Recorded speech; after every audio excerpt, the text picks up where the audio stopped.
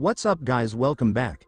This is Anime Crossover. You'll be watching What If Naruto Was a Game Developer in Marvel Season 2 Part 3. Now, let's begin.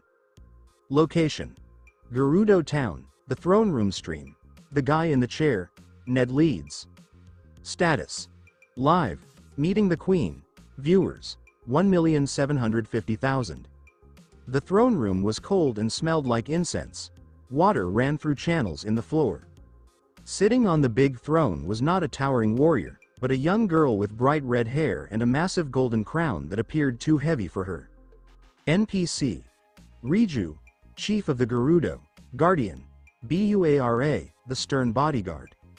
Approaching the chief, Bura exclaimed, stepping forward with a claymore. "State your business, travelers." Peter, Webhead, bowed graciously under his disguise. "We are Hylian travelers. We wish to help with the divine beast." Riju leaned forwards. She glared at Hulk, Green Giant, who was attempting to conceal his enormous biceps beneath a silk fan.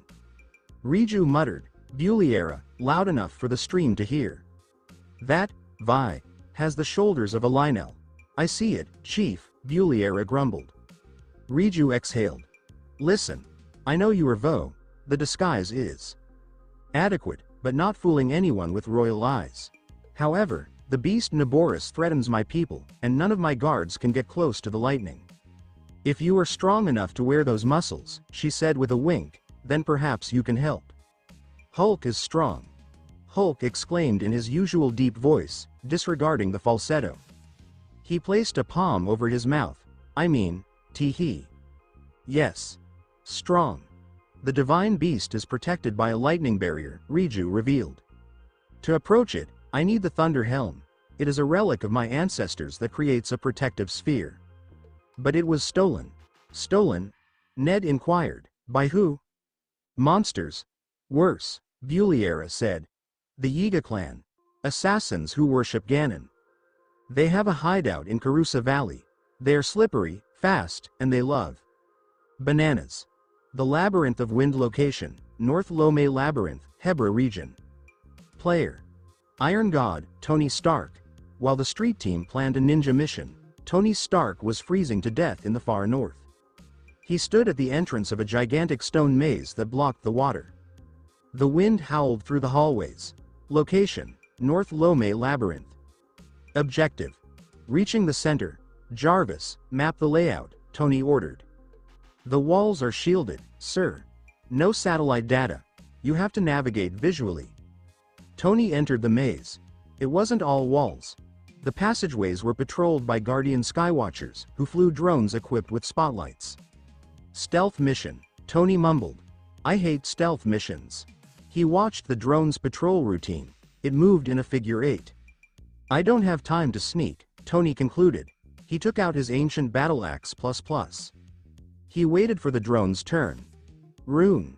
Stasis plus. He froze the flying machine's propeller. Grind. The drone came to a standstill in midair. Tony dashed under it, leapt off a wall, and landed on top of the chassis. "Physics exploit," Tony said, grinning. "If I stand on the drone, its camera can't see me." The stasis shattered. The drone resumed its patrol, transporting Tony farther into the maze like a chaotic taxi. Jarvis: "This is the worst Uber I've ever taken. The Valley of the Assassins location, Karusa Valley. Yiga clan hideout team. Peter, stealth suit. Ned, drone. And Hulk, Gerudo disguise, removed." They stood outside the hideout. The walls were decorated with red banners depicting the inverted Sheikah eye. "Okay," Peter murmured, returning to his stealth set. Buliera said if they see us, they call reinforcements. One-hit kills. We have to be ghosts. "Hulk is not a ghost," Hulk declared, discarding his silk garment and attaching his light-scale trident. "Hulk is loud. Stay back, big guy," Peter instructed. "Ned, use the drone. Mark the guards." Peter entered the main chamber. It was a large wooden hallway. Large, masked warriors, Yiga blade masters, patrolled with katanas. Peter crouched in the rafters above them. "Distraction needed," Peter indicated. He took a mighty banana from his inventory. He threw it to the ground in front of a guard. The towering and terrifying assassin froze. He tiptoed closer to the banana. "Ooh, banana," the guard said, skipping with delight before bending down to pick it up. "Their AI is distinct," Peter said, getting past the bewildered guard. The boss of the pit location, the Yiga Arena's deep pit event, Master Koga. They had reached the end of the hiding, a huge open pit. A puff of smoke erupted in the center. An obese man with a topknot and a belly falling over his pants emerged. He assumed a silly pose. "Boss, Master Koga, top banana of the Yiga clan. Who dares trespass?" Koga yelled, his voice shaking. "I am the master of magnetism, the sheer force of..." "Ow, my back." He conjured a gigantic spiked metal ball above his head. "Prepare to die," Koga shouted. "He's floating," Ned noted. "And holding a giant metal ball. Tony taught us what to do with metal balls," Peter said, smirking. "Action. Shoot the rope." Peter aimed a single arrow at Koga's focus, the visual energy that holds the ball. Whip. Koga lost focus. The big spiked ball dropped straight down. Bonk. It struck Koga on the head. "Ow, my noggin," Koga exclaimed, massaging his head. "Okay. Round 2. 2 balls." He conjured 2 balls that whirled around him. "Hulk!" Peter exclaimed. "Batting practice." Hulk stepped into the arena. He was clutching a stone pillar that he had pulled off the wall. "Home run!" Hulk exclaimed. He swung the pillar. He struck one of the whirling balls, knocking it out of orbit and slamming it right into Koga's face. Crash! Koga lost control and fell into the bottomless pit in the center of the arena. "I'll remember this," he said, his voice fading as he fell. Chests unlocked. Item acquired. The Thunder Helms, that was easier than the Lionel, Peter confessed, taking up the golden helmet. "Villain was funny," Hulk said, nodding. Hulk likes funny man. The Architect's prize location, Lome Labyrinth, Central Chamber. Tony Stark jumped from his drone taxi and landed in the heart of the maze. A vent in the floor blasted wind upward. He descended into a subterranean basement. It was a graveyard for guardians. Dozens of them are inactive. Until he reached the ground. Beep. Beep. Beep. 6 lasers focused on him at once. "Target a rich environment," Tony said, smiling. He did not fight. He dashed to the middle chest, grabbed the item, and triggered the Mark 0 recall protocol, fast travel. Item acquired. Travel medallion. Effect. Add a custom fast travel point anywhere on the map. Tony grinned as he dissolved into blue light and dodged the laser volley. "Now I can be everywhere." Location. Gerudo Town. The throne room time. Midday, heat peak. Status. Mission briefing. Riju, the child chief, grabbed the golden thunder helm from Peter's grasp. She put it on her head. It was ridiculously huge and slanted slightly over her eyes, yet her look was ferocious. "The relic accepts me," Riju explained, adjusting the fit. "With this, I can create a barrier against Naboris's lightning. But I cannot fight the beast alone. I need a warrior to strike its feet." Peter, Webhead. "Check the inventory. I bought 40 bomb arrows at the bazaar. I'm ready." Hulk, Green Giant, stood at the back, still sporting the torn remnants of his Gerudo disguise, which had ripped during the Koga encounter. Hulk smash camel feet.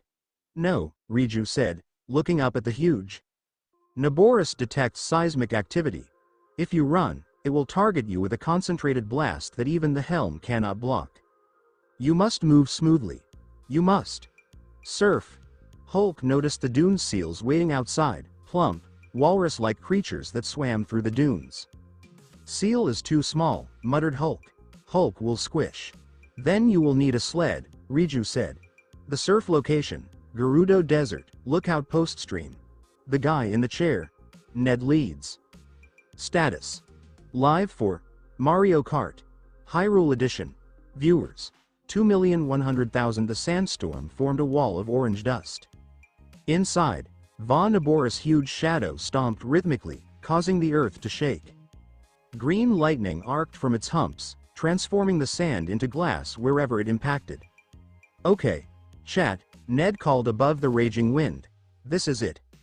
The boarding mission. Riju stood atop her shield, tied to her favorite seal, Patricia. Stay close to me, Link. If you leave my aura, you turn to ash. Peter prepared his shield and seized the rope of a sand seal. Ready. Hulk did not have a seal. Instead, he ripped a big iron door from the Yiga hideout's entrance. He flung it on the sand like a snowboard. Hulk is boarding. Hulk exclaimed, leaping onto the metal slab. Gravity and slick sand took care of the rest. Go! Riju yelled. They launched into the storm. The pace was scorching. The sand blurred beneath them. Kra-kum. A bolt of lightning struck just inches from Peter's seal. Too close, Peter said, steering forcefully into Riju's blue protective bubble. Aim for the feet. Riju instructed. Breach the armor. The bombardment Vaughn-Naboris roared, a mechanical screech. It sensed them. It's targeting, Ned warned from the drone. 3 locks, Peter. Evade. Peter let go of the rope. He used his shield surf momentum to jump off a dune. Aerial state. Bullet time. Time slowed. The wind's sound grew into a low drone.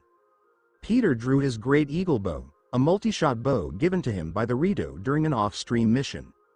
He knocked a bomb arrow. Fwhip, boom. The explosive arrow crashed into the beast's bright purple hoof. The armor cracked. 1 down, Peter cried, getting back on his shield and catching up to Riju. Hulk was having the time of his life. He was riding the iron door like a surfer on a tidal wave. Hulk once turned. Hulk smashed into a dune. He did not use a bow. He retrieved a remote bomb, round, from his rune inventory. He hurled it like a baseball. Yeet. The blue orb flew through the air, sticking to the beast's rear left leg. Hulk. Click. Boom. The second hoof fractured. Naboris slipped, its vast bulk leaning to one side. Keep going, Riju said, her voice crackling with excitement. 2 more. They weaved through the lightning storm. It was a wild dance of explosions and sand. Peter destroyed the third hoof with a precise triple shot.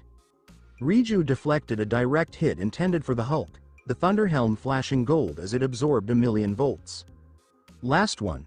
Peter yelled. He jumped into the air one last time. He fired. Crash. The final hoof broke. Vaughn-Naboris released a dying groan. The legs buckled. The mountain-sized equipment toppled onto the sand, creating a dust cloud that blanketed the entire desert. The entry location. Vaughn-Naboris, the gangway. The storm subsided instantly. Riju stood panting, with her seal Patricia barking happily. We did it, Riju said, gazing at the fallen monster. The way is open. Peter and Hulk walked up the ramp. I cannot follow you inside, Riju replied, staring at the black entryway. I must protect the town, but know this. The champion Urbosa rides with you. We'll save her, Peter said, inspecting his tools. Thanks for the lift, Chief. Riju grinned, a real, childlike smile. Sarkso.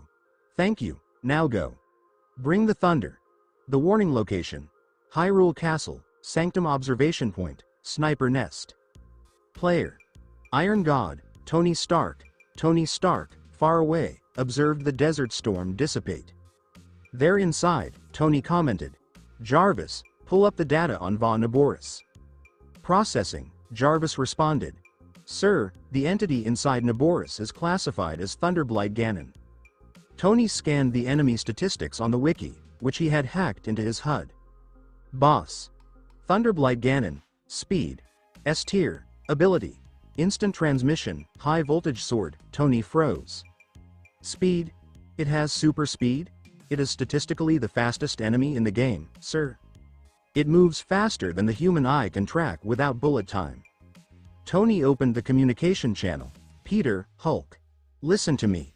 Tony demanded. This isn't like the water blight. You can't tank this one. It's a speedster. It's going to blitz you. The fast lane location. Vaughn-Naboris, main control room? Blitz? Hulk inquired, standing within the huge, whirling cylindrical belly of the camel. Hulk smashed fast things before. Hulk caught a fly once. Tony says it teleports, Peter warned, feeling his spider sense, game perception, tingle. We need to solve the circuit puzzles first. This dungeon is all about electricity. They examined the central terminal.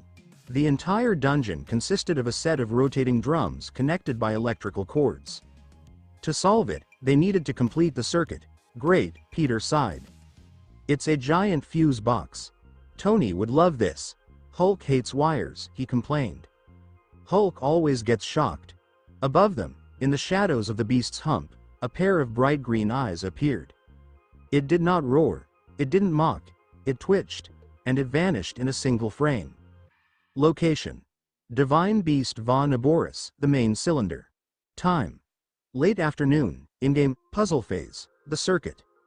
The interior of the camel was black, illuminated only by the green glow of Sheikah circuitry. The main body was separated into 3 huge revolving drums. Peter, Webhead, stood at a terminal, studying the map. Okay, Peter replied, wiping sweat from his brow. The desert heat lingered even inside. We need to align the power lines on the ceiling. If I rotate the front drum twice and the middle drum 3 times. Don't guess, kid, Tony Stark, Iron God, said in his ear. Tony was monitoring Ned's stream feed from his bunker, treating it as a bomb defusal operation. It's a continuous circuit. The current flows from the tail to the head. Rotate drum 1. Wait for the green line. Stop, now drum 2. Peter tapped the slate. The vast room whirled around them. Hulk went down the wall, and the floor became the ceiling. Hulk feels sick. Hulk, Green Giant, grumbled, clutching his stomach. Stop spinning, house. One more connection, Peter exclaimed. The top terminal. The line is broken. They looked up. The electrical node on the wall was damaged. The green current flashed and faded, failing to bridge the space to the next recipient. Hardware failure, Tony explained. The malice ate the wiring. You can't bridge that with software. Peter looked around. We need a conductor. Something metal to bridge the gap. They did not have a metal box. They carried weapons. Hulk. Peter pointed. Your trident, metal conducts. No. Hulk embraced the light-scale trident. Fish lady gave me fork. Electricity will melt it. It won't melt, Peter insisted. It has high durability. Hulk has an idea, the behemoth mumbled. Hulk ascended the wall ledges. He crossed the gap. He didn't use his spear. He held the live wire with his left hand and the receiver with his right. ZZZRRRT. Raw, Hulk exclaimed as thousands of volts blasted through his avatar. Damage. -1/4 heart per second. Hulk is toaster. The circuit has completed. The door to the final terminal slid open.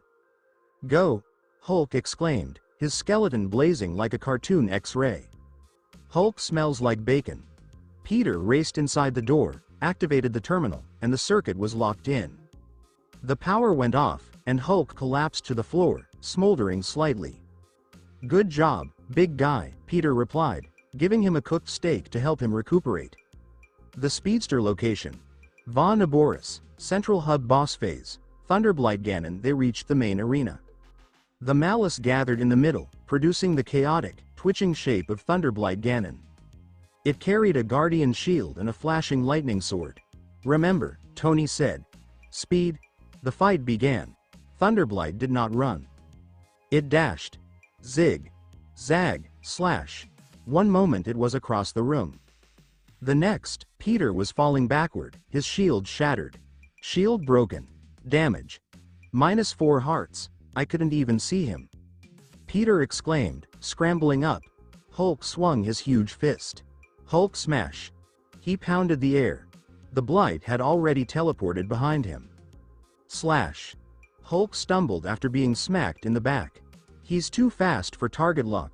Ned exclaimed. He moves in a Z pattern. Right, left, center. Pattern? Peter's gamer brain activated. If it's a pattern, it can be predicted. The blight vanished again. Zig. Right, zag. Left. Peter did not look at the enemy. He gazed at the empty space in front of him. He trusted his intuition. He performed a backflip. Whoosh. The blight's sword slashed the air where Peter's chest had been a millisecond earlier. Time broken. Flurry rush activation. The world became gray and slow. Peter floated in midair. The "Why" prompt flashed over the screen swiftly. Mash mash mash. Peter fired a barrage of strikes with his broadsword. Bam bam bam bam. The blight was knocked back, and its shield cracked. "I've got the timing," Peter exclaimed. Backflip on the third dash. The metallic rain phase 2, electrification, the blight shrieked. It rose into the air, making its sword orange. It summoned dozens of metal pillars. Clang. Clang. Clang. The pillars slammed onto the ground, surrounding Peter and Hulk. "Spikes!" Hulk exclaimed. "Incoming lightning," Tony warned. "Get away from the metal." Before they could move, green lightning struck the pillars, forming a vast electrical network. "We can't hit him," Peter exclaimed. "He's floating too high." "Use the spikes against him," Tony demanded. "Magnesis." Now. Peter equipped the rune. He grabbed one of the metal pillars just as it was struck with lightning. Special delivery. Peter raised the electric spike into the air. He guided it toward the floating blight. The blight observed the metal rod nearing its face. Bazot. The electricity traveled from the spike to the boss. The blight convulsed, stunned, and crashed down into the platform. "Finish him," Ned yelled.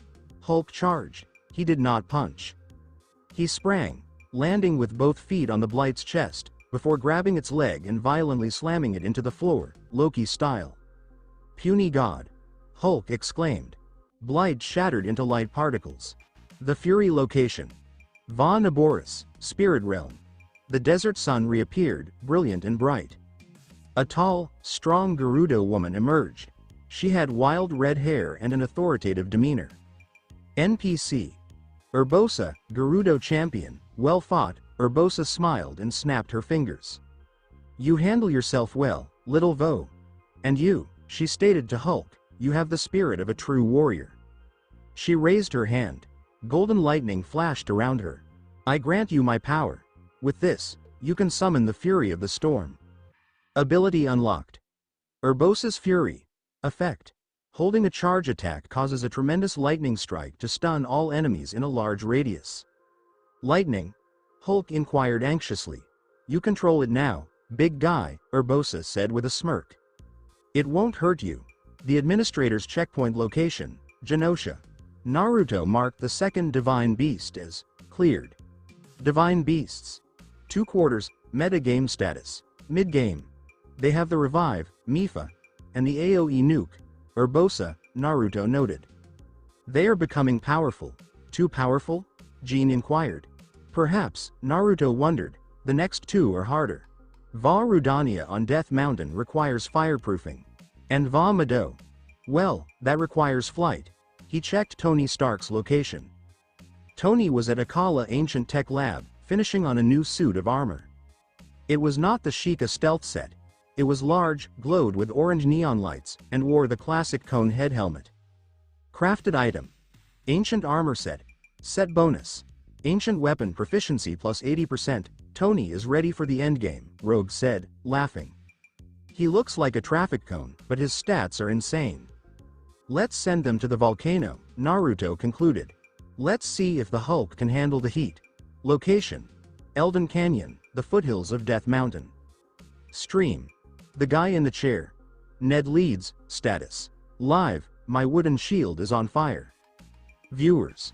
1,800,000. The terrain had transformed violently. Green grass was replaced with black basalt. The sky was thick with ash. The ambient temperature gauge on the UI was set to the maximum red level. Environmental warning. Burning air. Effect. Wooden things ignite immediately. "Take it off. Take it off." Peter, Webhead, yelled, desperately disarming his wooden Boko bow as it caught fire in his hands. "Everything burns." Ned shouted, his avatar incurring damage simply by existing. "Chat, we need fireproof elixirs. I bought 3 from the stable, but the timer is ticking." 6 o'clock minutes remaining. Hulk, Green Giant, was unusually calm. He'd learned from the desert. He was no longer dressed in the silk outfit. Instead, he was wearing the Flamebreaker armor, chest piece only, that they had purchased from a wandering lizard merchant for an expensive price. It resembled a bulky, metal diving outfit. Hulk is. Baked potato, Hulk said, his voice echoing inside the helmet. But Hulk is not burning. They walked up the trail. Magma bombs showered down from the volcano's summit. Boom. A large rock smashed into the path front of them. This isn't a hike, Peter said, donning a Metal Knight's shield. This is a war zone. Traffic cone of death location. Hyrule Field, Central Plains. Player. Iron God, Tony Stark. Objective. Stress test. Tony Stark was carrying out a bloodbath on the grassy fields near the castle. He was wearing the entire ancient armor set. It was hefty. It has strangely lighting orange tubes. The helmet resembled a small shrine on his head. I look ridiculous, Tony acknowledged, staring at his reflection in a puddle. I look like a neon traffic cone. The aesthetic is questionable, sir, Jarvis concurred. But the telemetry is promising. The armor provides an 80% resistance to Guardian Beam weaponry. Tony entered the central tower ruins.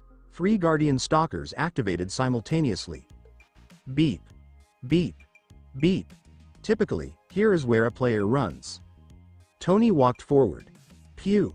Pew. Pew. 3 big lasers hit him in the chest. Damage. -3 hearts. Tony staggered slightly, but did not fall. The energy diffused throughout the antique plating. That tickles. Tony smiled. He drew the ancient battle axe ++. The ancient proficiency set bonus increased damage output by 1.8x. He ran towards the first Guardian. He did not bother breaking the legs. He spun. Whir crunch. 1 hit. The Guardian erupted. He moved to the second. 2 hits. Exploded. The third attempted to back away. Tony threw the axe. It spun through the air like a blazing orange buzzsaw, severing the Guardian in half and returning to his palm. Via magnesis catch. I'm not playing the same game as them anymore, Tony chuckled, standing amidst the smoldering ruins. I am the boss fight. The Rock Eater's location, Goron City. Time. Midday. Eternal twilight. The street team crossed the Elden Bridge and entered Goron City. It was a harsh, industrial town dug right into the rock. The inhabitants were gigantic, spherical rock people that moved around like boulders. Brother. A massive Goron yelled, clapping Hulk on the back. You look sturdy. You want some rock roast? NPC. Bluto, Goron boss. Hulk gazed at the food. It was just rocks on a platter. Hulk. Tries? He picked up a rock. He crunched it. Crunch. Hulk chewed thoughtfully. Crunchy. Tastes like minerals. He ate it, Peter whispered to Ned. He actually ate the polygon. Hulk has the stomach of a goat, Ned said, shrugging. Bluto sighed and clutched his back. Oof, my back hurts. I can't drive the beasts away today. That lizard, Varudania, is acting up again. We can help, Peter said. We calmed the elephant and the camel. You? Bluto asked, looking at the tiny boy. You're small, but the big guy. He glanced at Hulk. He could be a Goron champion. But first, you need to find Yunobo. He went to the abandoned North Mine to get my pain meds. Pain meds? Peter inquired. Gunpowder, Bluto explained. We use cannons to massage my back. Of course you do, Peter replied, sighing. The escort mission location. The abandoned North Mine objective. Find Yunobo. The mine was a labyrinth of heat updrafts and patrolling enemies. But they weren't bokoblins. They were Octoroks and sentry drones. Stealth again, Peter murmured. Hulk, you stay back. Your metal boots clang too loud. Peter moved forward. He discovered Yunobo trapped in a cave sealed by a big rockslide. NPC. Yunobo, descendant of Darik. Help! Yunobo shouted, hiding behind a barrier. I'm stuck. Peter gazed at the rocks. He stared toward the adjacent cannon. I need to blast him out, Peter realized. But how do I trigger the cannon? He inserted a spherical bomb into the cannon's funnel. He pressed the switch with his sword. The cannon rotated. Boom. The shot fired, shattering the rocks. Yunobo rolled away, afraid. Don't hurt me, Guro. We're friends, Peter assured him. Bluto sent us. We need to get to the divine beast. Yunobo stared up at the huge volcano that loomed above them. Rudania moved over the crater rim, sending out sentry drones, searchlights. "We have to sneak past the drones," Yunobo lamented. "If they see us, Rudania makes the volcano erupt. An escort stealth mission," Peter moaned. "The two worst types of missions combined. Hulk can throw rocks at drones?" Hulk asked over the comms. "No throwing," Peter ordered. "We have to be sneaky. Yunobo, follow me. And stop curling into a ball every time a leaf moves." Location: Death Mountain, the ascent stream. The guy in the chair. Ned leads. Status: Live, stealth with a rock person. Viewers: 1,950,000. The ascent to Death Mountain was a nightmare of stealth and geometry. The road was lined with sentry drones, which were mechanical eyes that surveyed the ground using red LEDs. Peter, Webhead, was crouching behind a rock and humming commands. Whistle. Stop. Yunobo froze and curled into a ball. Whistle. Go. Yunobo uncurled and moved forward, nervously waving his arms. "He walks so loud." Ned sighed, agitated. "Chat, his footsteps sound like bowling balls." "Hulk can throw him?" Hulk, Green Giant, asked again. Hulk walked 10 paces back, his metal boots clanging repeatedly. "No throwing," Peter hissed. "We need to load him into the cannon." They had reached the next checkpoint. A giant iron cannon directed at the divine beast, which was crawling on the crater's rim. Peter grasped the cannon's lever. "Yunobo, get in." Yunobo coiled up and hopped into the barrel. Hulk, hit the switch. Hulk punched the machine. Boom. Yunobo emerged out the cannon wearing a golden protection shield, Daruk's protection. He shot through the air, screaming, and collided with Rudania's shoulder. The beast growled and retreated further up the mountain. "I feel bad for him," Peter said, seeing Yunobo fall back down, dazed. "We are literally using him as ammunition. He has a hard head," said Hulk, shrugging. Like Bullet. City in the Sky location, Tabantha Frontier, Rito Village. Player: Iron God, Tony Stark. Time: midday. While Peter was playing Artillery in Hell, Tony Stark arrived in heaven. Rito Village was a spiraling wooden building erected around a stone pillar in the center of Lake Totori. The air was crisp and cool, filled with the sound of wind instruments. Bird people, the Rito, flew smoothly through the updrafts. "Aerodynamics are perfect," Tony said, walking up the stairs. "Verticality is the design philosophy here." He got to the landing deck. A white Rito warrior was polishing the Great Eagle bow. NPC: Teba, Rito warrior, Hylian. Teba growled without looking up. "Turn back. The sky is closed. Vomado shoots down anything that flies." Tony looked up. A gigantic mechanical bird hovered above the settlement, casting a shadow on everything.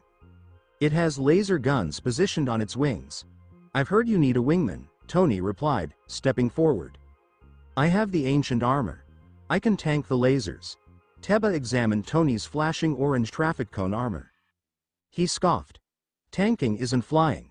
Can you handle the updrafts at 10,000 feet? Can you shoot targets in free fall?" "I invented free fall targeting," Tony said, smirking. "Test me." Teba stood up. "Fine. The flight range. Hit 5 targets in 3 minutes. If you fall, you walk home. The dogfight location. The flight range. Objective: target practice." The wind at the flight range was fierce. It whipped around the steep canyon. Tony jumped. He opened his paraglider. The updraft seized him and propelled him skyward. "Jarvis, activate slow-mo protocol." Tony drew his ancient bow, created at the Akala laboratory. It fired arrows in a straight path with no gravity decrease. STAMANIA. Bullet time engaged. The entire globe froze. Tony drifted in the air. Pew, pew, pew. 3 targets shattered instantly. He closed the glider, sinking like a stone to gain speed, before snapping it open again to catch a lower thermal. Pew, pew. 5 objectives. 30 seconds. Teba watched from the platform, his beak slightly open. "Not bad. For a flightless bird," Teba acknowledged. "You move like you were born in the air. I have a suit for that back home." Tony responded with perfect timing. Now, let's go shoot that big bird. The dark dungeon location, inside Va Rudania. Time. Unknown, total darkness. The street team successfully drove Rudania into the crater. They jumped down the shaft and landed within the beast. It was absolutely black. I can't see anything, Ned exclaimed in despair. My drone has night vision, but the game feed is black. It's the mechanic, Peter announced, his voice booming. Total darkness. We need a light source. Hulk struggled through his inventory. He took out a torch. Hulk make fire. He swings the torch. It struck a blue flame lantern near the door. The torch was lit with blue fire. The eerie blue glow filled the room. They were inside a huge, hollow reptile. The floor was covered in evil eyeballs. Okay, Peter muttered. We need to carry this flame all the way to the map terminal without it going out. If we sprint, the wind kills it. If we switch weapons, it dies. Escort mission part 2, Ned lamented. Hulk, protect flame, Hulk ordered, stepping in front of Peter with his shield outstretched. Tiny fire is precious. The administrator's forecast location, Genosha. Naruto observed the two teams. The darkness, Rudania, versus the altitude, Mado, Naruto remarked. Two very different types of pressure. Jean Grey pointed at the Rito feed. Tony is about to board Mado. That battle, it's pure aerial combat. If he wins, he gets Rivali's Gale, and if he gets the Gale, Rogue went on. He breaks the game. He'll never climb a wall again. That's the point, Naruto said, smiling. Tony hates climbing. Rivali's power was practically made for him. But first, he has to survive the bombardment. On-screen, Vamado charged its 4 main cannons, aiming directly at Tony and Teba. Event. Aerial assault. Location. 10,000 feet above Hebra, Vamado's airspace. Player. Iron God, Tony Stark, Wingman. Teba, Rito Warrior. The wind was so loud that Tony's audio limiters kicked in. The Rito village was hardly visible under them. Ahead, the gigantic mechanical bird Vamado dominated the sky, its pink energy barrier gleaming with hate. Listen up. Teba screamed over the wind, banking his white wings sharply to the left. The cannons act on proximity. I'll draw their fire. You take out the generators at the wingtips. Copy that, Birdman, Tony responded. Jarvis, track the thermal exhaust. TB dove. The cannons followed him. Pew pew pew. Laser beams crisscrossed the skies. Teba glided through them with incredible elegance, feathers spilling amid the tumult. Tony launched his paraglider. The updraft from the cannon's heat propelled him upward. Drop altitude, Tony mumbled. He cut the glider. He went into a free dive. STAMANIA. Bullet time engaged. The world slowed. The wind settled into a faint hum. Tony drew his ancient bow. He knocked a bomb arrow. Whip. The arrow went straight, with no arc, thanks to ancient technology. It crashed into the starboard generator. Boom. One down. Tony said, ripping open the glider to stop his fall. The G-force shook his controller. 3 on my tail. Teba exclaimed. I can't shake the lock, bank right. Tony instructed. Tony fired again. 2 shots. 2 generators were destroyed. The barrier flickered before dying. Clear, Teba exclaimed, drawing up. The barrier is down. Land on the deck, Hylian. Tony slid onto the enormous bird's back. He fell on the metal plating, the wind blowing his cloak. Teba, Tony radioed back, you're a hell of a pilot. And you shoot straight, Teba responded, gripping his damaged wing. Good luck inside. I'll head back to the landing strip. The furnace location. Inside Va Rudania's core stream. The guy in the chair, Ned leads. Status. Boss fight, it's too hot. Viewers. 2,100,000. While Tony was cooling off in the stratosphere, the street team started cooking. They stood at the center of the divine beast. The place was dark, with only Fireblight Ganon's flaming sword providing illumination. He's floating. Peter, Webhead, exclaimed, avoiding a devastating overhead slash. And he's on fire. We can't get close. Hulk, Green Giant, attempted to toss a rock. but the blight deflected it with a wall of flame. "Hulk needs water," he exclaimed, rubbing a little fire on his shoulder. Phase 2. The supernova, the blight screamed.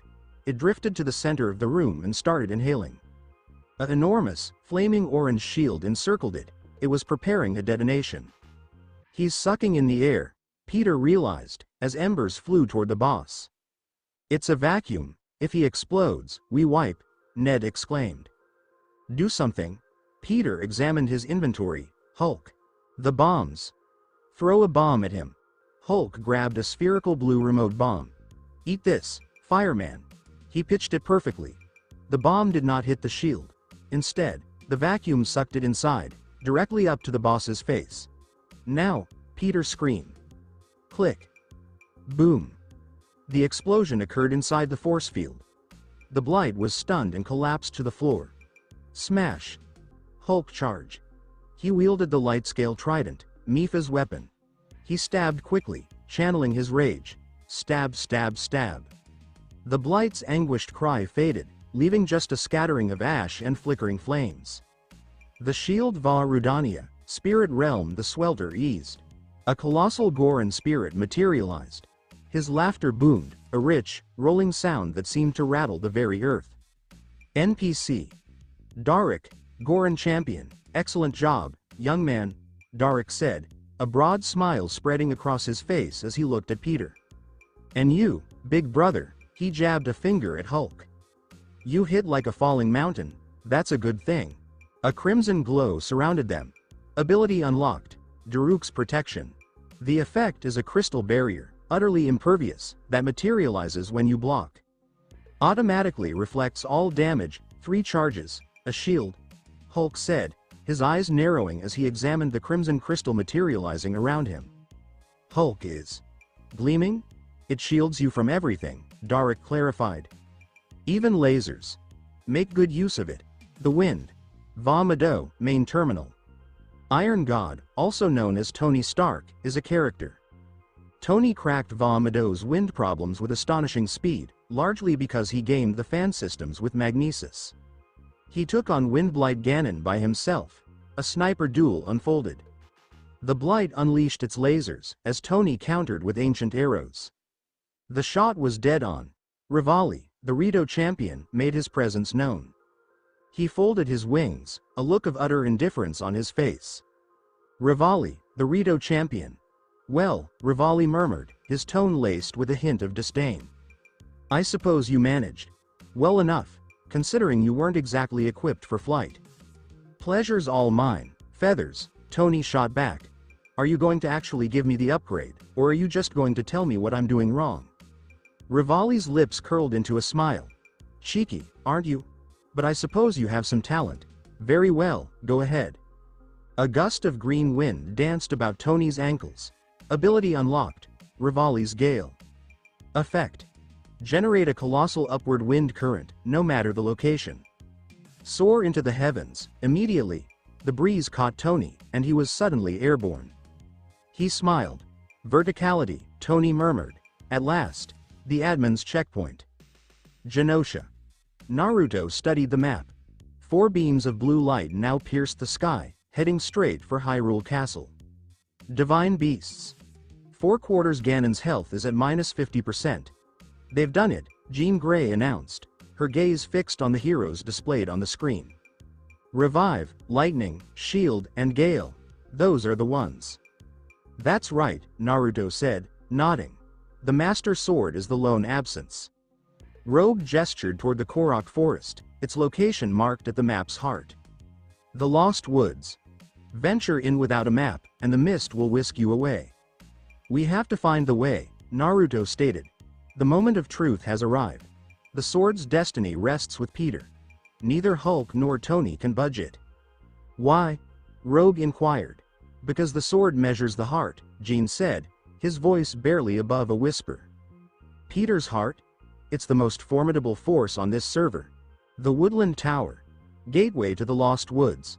The clock struck 12, but the world outside was swathed in a thick, gray fog. Status. The reunion. It was a gathering, a coming together of sorts. Tony Stark floated down from above, courtesy of Rivali's gale, and touched down gently among them. He seemed changed. His ancient armor, laced with brilliant orange, caught the light, and a great eagle bow was slung across his back. "Nice duds," Tony remarked, eyeing the street team. Peter donned the Zora armor. The Hulk was surrounded by the crimson crystal of Daruk's protection, and Ned, it turned out, was still in the Gerudo Veil. He'd just forgotten to switch out of it. "You've all been quite active," Tony observed. "Lightning powers? Auto revives? I just got a jump boost." "That jump boost is awesome, Mr. Stark," Peter exclaimed, gesturing at the wall of purple mist looming before them. "We can't avoid it, though. The Lost Woods. Stray from the marked trail, and the fog consumes you, whisking you back to where you began." "Magical boundaries," Tony said, a hint of resignation in his voice. "My favorite. Jarvis, show me the air currents." "Sir, the sensors are going haywire," Jarvis said. "The environment is not Euclidean. The wind's journey." The woods welcomed them. The atmosphere was unsettling. The trees, they had faces. The music felt thin, almost fragmented. "Hulk does not like ghost trees," Hulk, Green Giant, said, staying close to Peter. "Stick with the torches," Peter said. The flames dance, a mesmerizing display. The wind, a silent ally, nudges the blaze toward safety. Their progress was deliberate. The flames flickered and then went out. "Now what?" Ned said, his drone whirring anxiously. Hulk pointed. Hulk sees. Sparkle. A tiny Korok, hidden within the gnarled embrace of a tree, chuckled and then disappeared. "Follow the laughter," Tony understood. "It's a sound." Through the swirling fog, they raced, drawn by the laughter of woodland phantoms. The screen hazed over with a white fog, a precursor to a reset, when, without warning, the sound of air rushing past, the fog dissipated. The sun filtered through the leaves overhead. The air filled with the sound of thousands of small, wooden Koroks, their masks clattering in unison. At the heart of the glade, an enormous, venerable cherry blossom tree reigned. At the base, nestled within a triangular stone pedestal, a rusted, cracked sword lay. Korok forest, the test of wood. The great Deku tree's eyes fluttered open.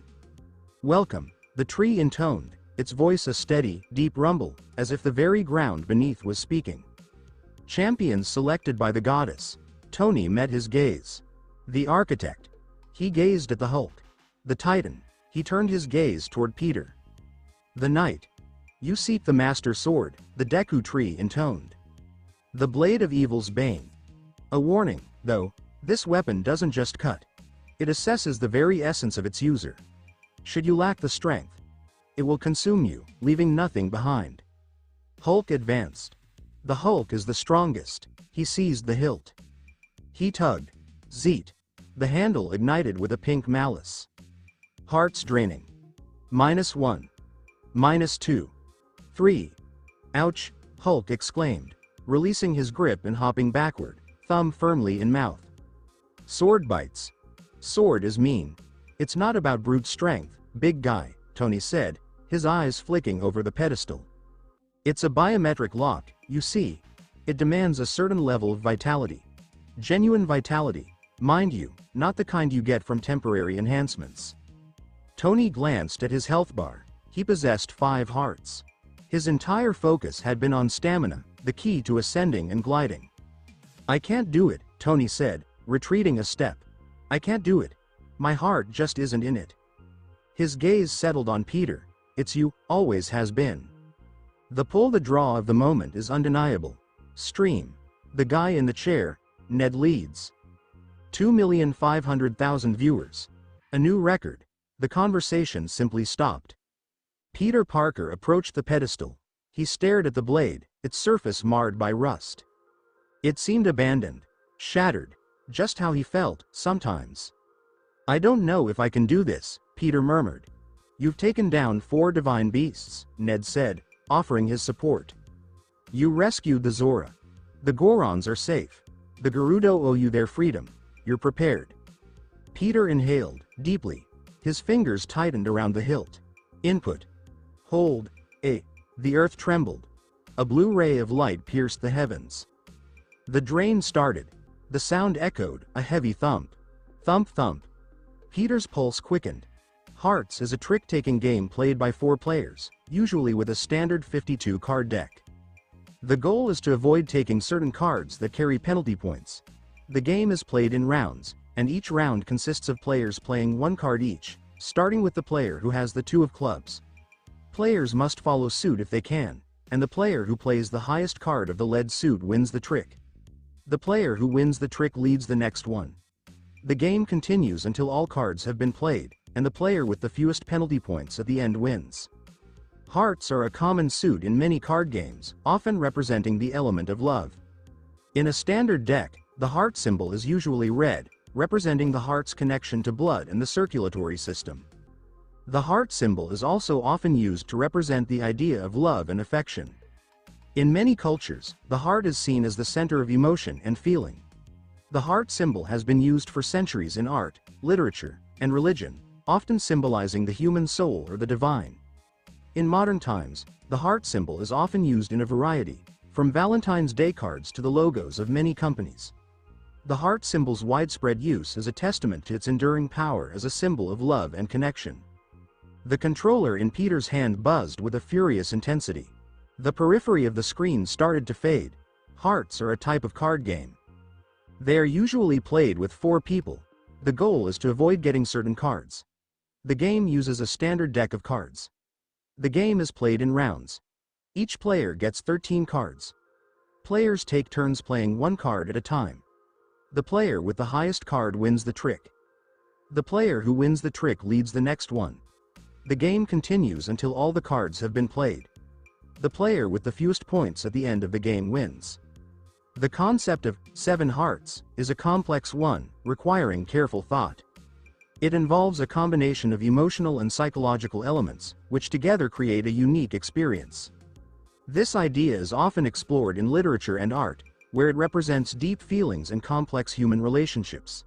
The 7 hearts metaphor can also be seen as a way to understand the different aspects of human nature, including love, empathy, and the search for meaning. Therefore, the 7 hearts concept is a valuable tool for understanding the human experience, allowing for a deeper exploration of the emotions and connections that define our lives. Peter. Ned shouted. It's going down too quickly. Don't let go, Tony commanded. Release it, and everything starts over. 4 hearts. The 3 hearts are a symbol of love and compassion. They represent the emotional core of a person, the place where feelings are born and grow. Each heart, in its own way, symbolizes a different aspect of love.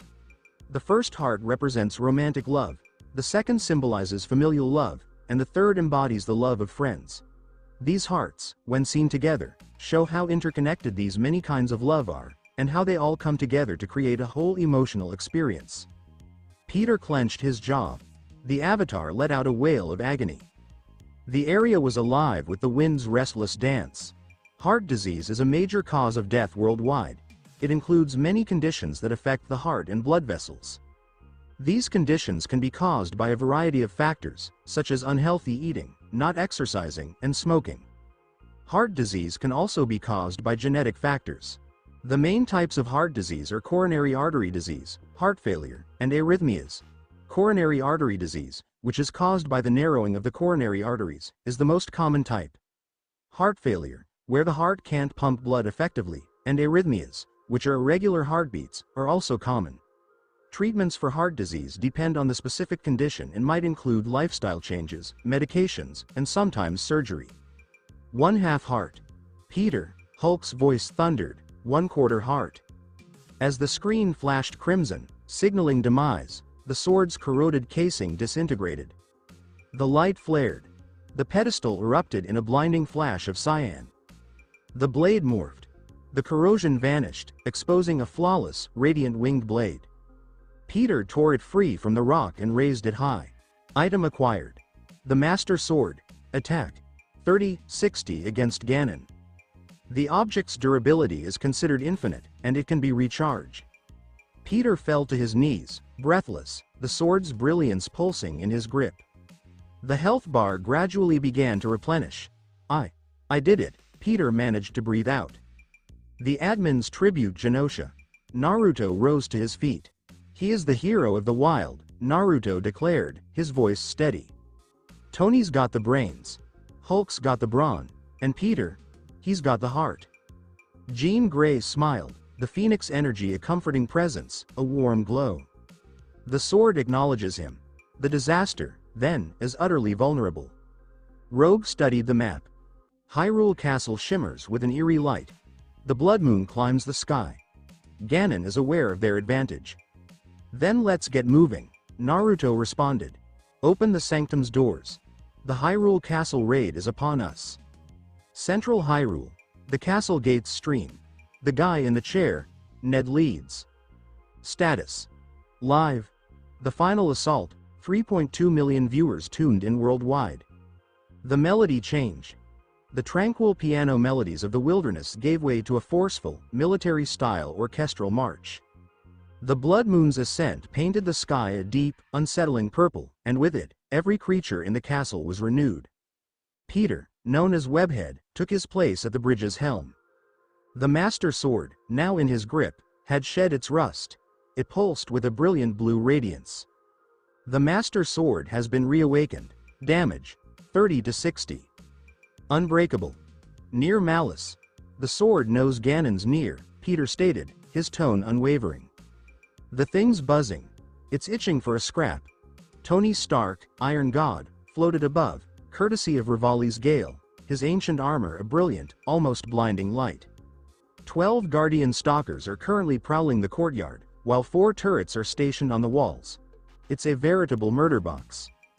Hulk, Green Giant, flexed his fingers. Decked out in the complete Flamebreaker armor, albeit with a green paint job, he brandished the light-scale trident. "Hulk is ready," the behemoth declared, his voice a low growl. Hulk possesses a shield. Hulk wields lightning. Hulk carries a fork. "All right, let's move," Peter said. "Attack, the laser light show." They raced over the bridge. The shrill, relentless beep beep beep of many targeting systems instantly filled the air. "Incoming!" Tony shouted. The 3 Guardian Stalkers unleashed their weapons all at once. Peter stood his ground. He lifted his Hylian shield. The sound echoed. The laser struck the shield. Although Peter's timing was impeccable, he executed a perfect parry. He deflected the laser beam with a quick motion, sending it right back where it came from. The explosion rocked the area. The Guardian went up in flames. "Show off," Tony grumbled. He knocked an arrow to his ancient bow. He wasn't trying to hit the eyes. His sights were set on the turrets, the towering structures atop the walls. Fwhip. The explosion rocked the room. The turret guardians disintegrated at the touch of the ancient arrows. Tony was deep into a point-and-click adventure, and the foes? They were just vanishing? Hulk barreled into the courtyard's center. A stalker lunged, attempting to crush him underfoot. Daruk's protection. A crimson crystal sphere enveloped the Hulk. The Guardian's leg struck the object, then rebounded violently, breaking apart. Hulk's time to shine. The Hulk's fists collided with a resounding thud. Golden energy, Urbosa's fury, erupted, consuming the courtyard in its brilliant light. Kra Kum. The 5 Guardians froze, their frames crackling with blue electricity. Clear, Hulk bellowed. The rematch second gatehouse. Objective. Ascend the second gatehouse was taken. The iron gate clanged shut, a finality that echoed throughout the dim corridor. The exits were shrouded with malice. A colossal creature descended from above. Clad in gleaming silver, it brandished a terrible weapon. The silver Lionel is a formidable enemy. Elite. A silver one, Peter said, retreating. That's more powerful than the red one. Hulk, watch out. Hulk advanced. The memory of the Ploymus Mountain debacle still stung. He recalled the sensation of being brushed aside, much like an insect. The Lionel let out a deafening howl and barreled forward, its massive weapon swinging. Hulk didn't flee. He held firm. He held his breath, anticipating the burst of light. The world seemed to stretch. Hulk performed a backflip dodge. Flurry rush. Hulk. Smash. Hulk lashed out with a flurry of trident strikes, his movements surprisingly swift for such a massive figure. The knife went in, again and again. The Lionel wavered. It attempted to unleash flames. Hulk equipped his savage Lionel shield, a trophy from a past battle. He smashed the fireball, breaking the assault. Have a seat. Hulk's last move was an uppercut, the trident's blunt end doing the job. The silver Lionel fell, its form breaking apart and vanishing in a cloud of purple mist, leaving behind a star fragment. He's learning, Tony murmured from his vantage point, clearly impressed. The large guy finally got the hang of the frame data. The Sanctum. Location: the Astral Observatory, Castle Summit. Midnight. The blood moon hung low. They battled their way upward, via the twisting ramps, overcoming moblins, Lizalfos, and the pervasive corruption. At long last, they stood before the imposing double doors of the Sanctum. The atmosphere was heavy with ill will, oozing from above like a viscous, dark liquid. This is it, Peter murmured, sliding the Master Sword back into its scabbard. Once we're in, there's no way out, no second chances. Ned sent his drone buzzing right up to Peter's nose. The eyes of the world are upon you, Pete. You've got this. Tony touched down, his armor still hissing from the barrage of laser blasts. My bow is a goner. All I've got left is the Master Sword in a soup ladle. Hulk's stomach growled. Hulk is hungry, he declared. Defeat Ganon, then celebrate with cake. Peter swung the doors wide. Suspended from above, a colossal lump of Ganon's flesh formed a grotesque cocoon. Zelda's voice, a mere whisper now, seemed to drift away. He's here. The floor gave way. Down they went, into the observatory below. The cocoon split apart. A spider-like abomination, a fusion of old technology, malevolence, and armaments, suddenly materialized with a terrible cry. Boss. Calamity Ganon. The scourge of Hyrule Castle. The divine intervention before the battle commenced. 4 beams of blue light erupted from the map's corners. Vah Ruda unleashed a torrent of water. Vah Rudania unleashed a fiery blast. Vah Medoh unleashed a powerful gust of wind. A bolt of lightning shot from Vah Naboris. The group surged for the castle, colliding with Ganon. A sudden, jarring halt. The enormous health bar at the top of the screen began to fill. And then, just like that, it plummeted by 50%. Halfway down. The champions, Peter said, his voice filled with excitement. Half his health was gone. Now we finish this, Tony declared, his repulsors humming to life. Ganon's yell echoed, as his arm transformed into a fireblight sword. Scatter! Peter shouted. Hyrule Castle, the Astral Observatory. Status. Boss fight. Calamity Ganon. Ganon's health. Half gone, and still going down. The creature, a grotesque amalgamation of limbs, let out a blood-curdling scream as it scaled the walls, its movements a blur. It didn't engage in battle like a human, it battled like a malfunction. He's cycling. Tony Stark, the Iron God, shouted, his voice echoing off the walls as he floated just beneath the ceiling. Windblight tornadoes. Quick, veer left. 3 huge whirlwinds ripped through the room. Peter, the webhead, executed a backflip, the Master Sword in his grip radiating a fierce light. Fireblight incoming. Peter shouted a warning. Ganon's arm ignited. The sword was enormous, and he swung it. Hulk, the green giant, intercepted the sword. The sound echoed. Hulk braced himself, the crimson glow of Daruk's protection enveloping him as it took the impact. The floorboards groaned, splintering under his weight. Hulk. Does not. Burn. The Hulk bellowed. He pushed Ganon's arm away. Peter. Now. Peter raced up Hulk's massive form, then leapt, the Master Sword aimed straight for Ganon's mechanical eye. The sound was a sharp, decisive crack. Ganon's scream echoed as he crumpled to the ground. Ganon's health. 10%. The impenetrable shield. Ganon clambered to his feet. He let out a bellow, and his form became a brilliant, unassailable orange. Ganon's invincibility phase has begun. My shots are doing nothing, Tony yelled, unleashing ancient arrows that exploded into the shimmering shield with no effect. It's a force field. We can't get through. We need to defend ourselves, Peter now understood. We need to bounce his own laser back at him to shatter the shield. Ganon readied his primary weapon. A crimson beam of light danced across Peter's torso. Beep. Beep. Beep. Peter, get out of the way, Ned shouted. No, Peter said, digging in his heels. He lifted his Hylian shield. I've got this. Beep. The beam shot forth. In the split second before the collision, Peter's shield arm moved. Deflect. The beam collided with the shield, ricocheting immediately. It then slammed back, catching Ganon squarely in the face. The orange light splintered, 1,000 tiny shards. Finish him. Peter, Hulk, and Tony went all out. Repulsor beams, trident thrusts, and master sword swings. Calamity Ganon's digital form shattered, a final, explosive gasp. The pig. The castle was crumbling. A wave of malevolence swept through the space. Get out! Tony shouted, seizing Peter. Hulk snatched up Ned's drone. They shot out of the sanctum, just as a column of malevolent energy sheared the castle's roof away. They touched down in Hyrule Field. The grass danced, a gentle wave beneath the breeze. The heavens churned, a maelstrom of crimson and obsidian. Out of the wickedness, something was born. It wasn't a spider. A boar, to be precise.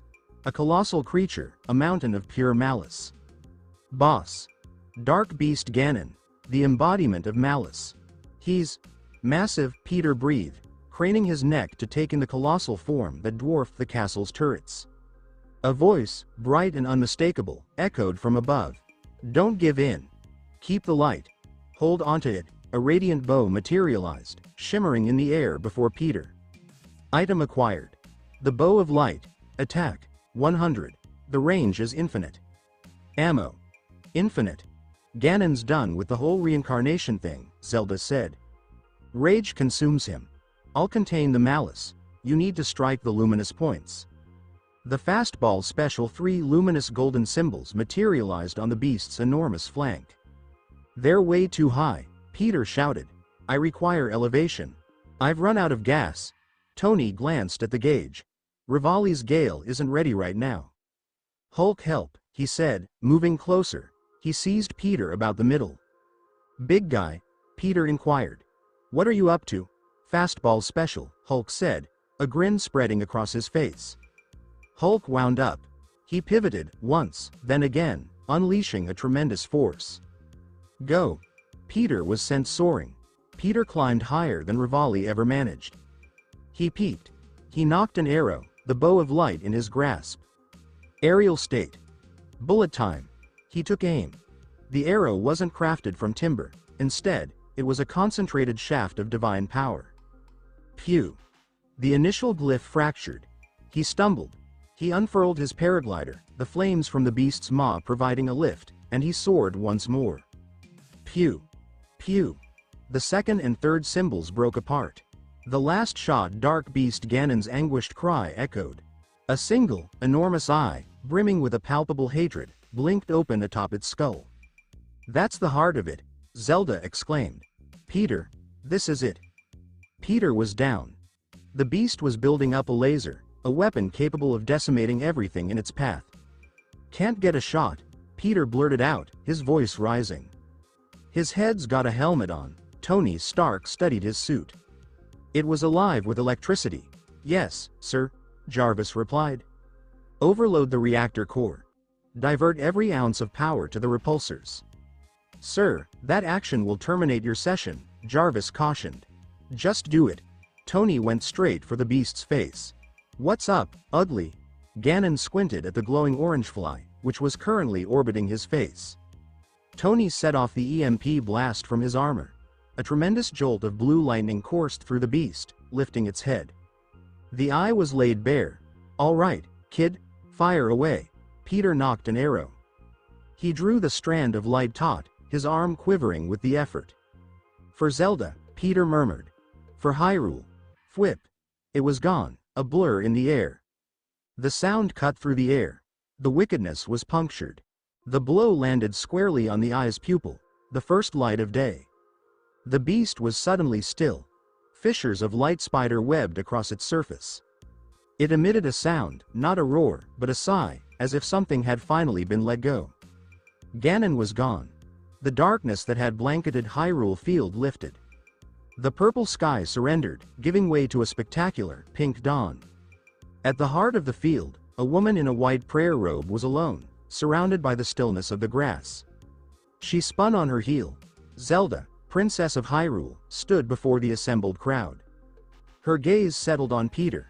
Her gaze settled on the Master Sword. A smile broke through, even as the tears flowed freely. You truly are the hero. Quest complete. Destroy Ganon. The admin's room. Genosha. The screens blanched. The screen faded to black, and then the credits started to appear. Naruto leaned back, releasing a breath he'd been unaware of. They beat it, Rogue murmured. They actually triumphed over the Oasis.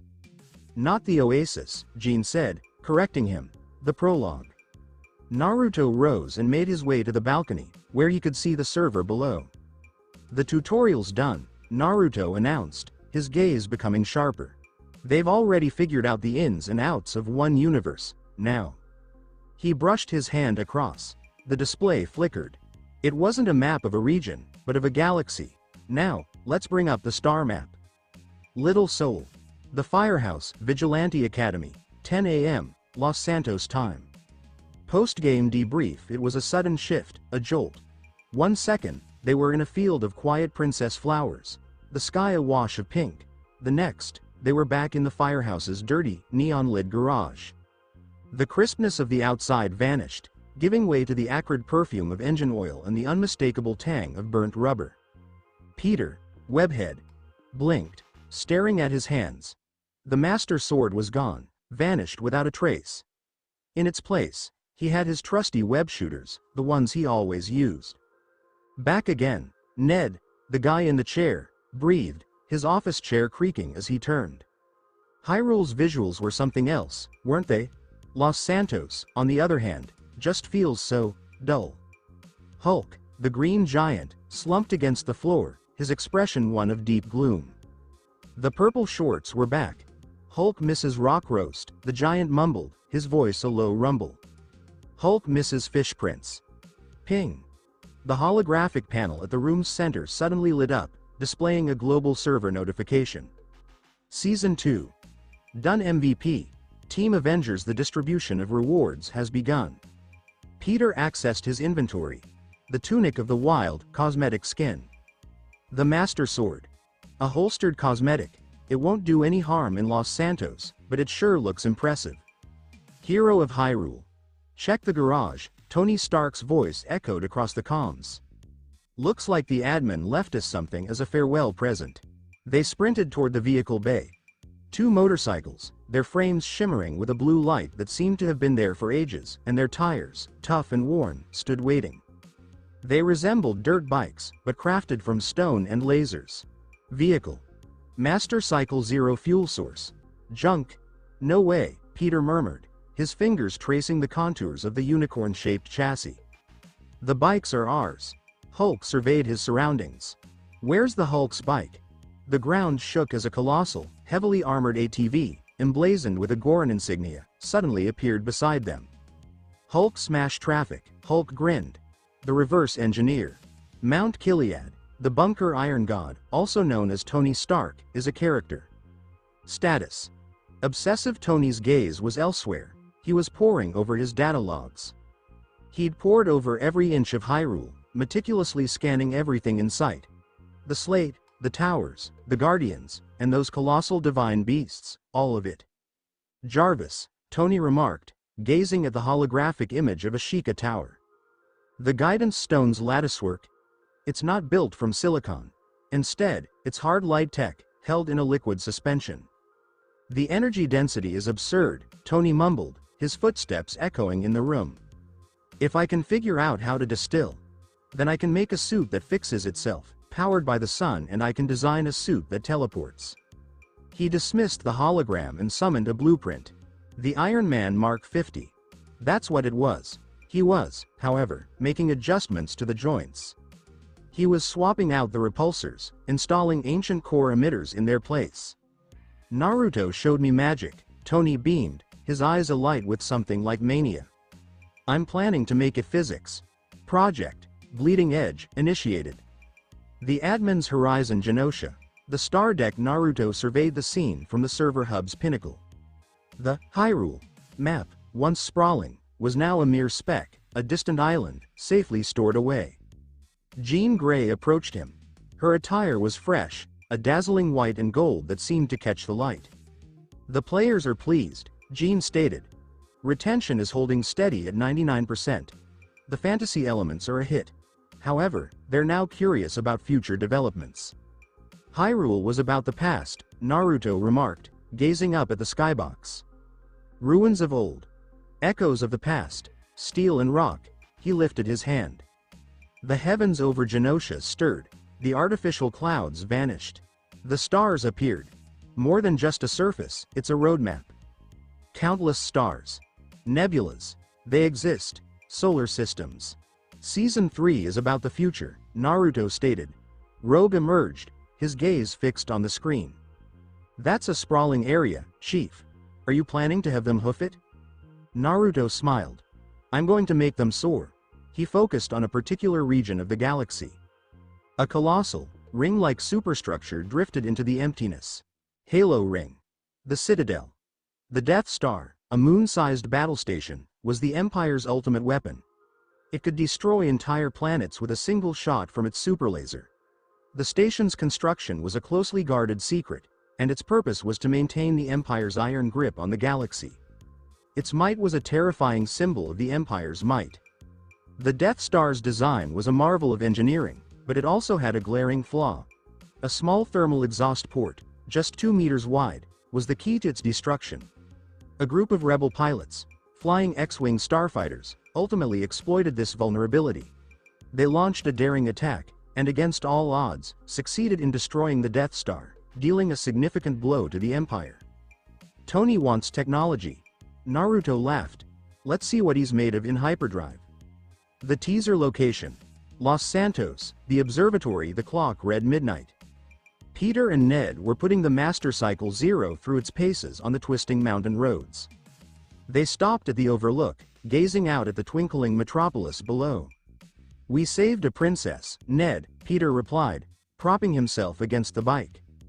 We clashed with a demon boar. What could possibly compare? The city was engulfed in a sudden, enormous shadow. It was not a cloud. It was a ship. A star destroyer, or a generic huge cruiser, emerged from the upper atmosphere, hovering silently over the Maze Bank Tower. A worldwide message appeared in the sky, written in Orabesh and English. Season 3 The Stars Await. Class Selection. Jedi, Sith, Bounty Hunter, and Spartan, launching at 3, 2, 1. Peter looked up, jaw dropped. Oh, Peter muttered. Spaceships.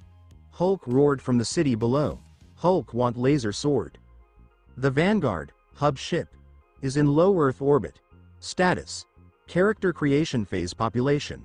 All active players. Teleportation was not like fast travel in Hyrule. A violently rapid beam of blue light pulled the players from the streets of Los Santos and placed them on the cold, steel deck of a gigantic space station. The Earth, a blue and white marble, hung in the abyss as seen from the viewport. But next to it, vast hyperlanes extended into deep space, connecting to planets that resembled Tatooine, Reach, and Cybertron. Peter, Webhead, rose up and checked his limbs. His tunic of the wild had vanished, replaced by a basic gray flight suit. We're in space, Ned, the guy in the chair, said quietly, staring at his datapad. Chat, we're literally in the lobby of a star destroyer. Tony Stark, Iron God, approached the console. He did not glance at the view. He examined the engine diagrams displayed on the wall. Ion propulsion, Tony mumbled while tapping the glass. Shield generators. Tabana gas reserves. This isn't just a map change. It's a genre shift. A hologram of Naruto materialized in the center of the room. He wore a long garment that resembled a combination of a Jedi robe and a Matrix trench coat. Welcome to Season 3, Frontier. Select your path. 3 gigantic holographic pillars appeared, each reflecting the season's class archetype. The Path of the Mystic reference, Star Wars, Dune primary stat, Wisdom, Agility. Weapon. Lightsaber, Psionics. Peter walked towards the left pillar. It buzzed with a sound he felt in his teeth. The Force. A projected hooded figure stopped blaster shots with a shining blade and lifted rocks with their mind.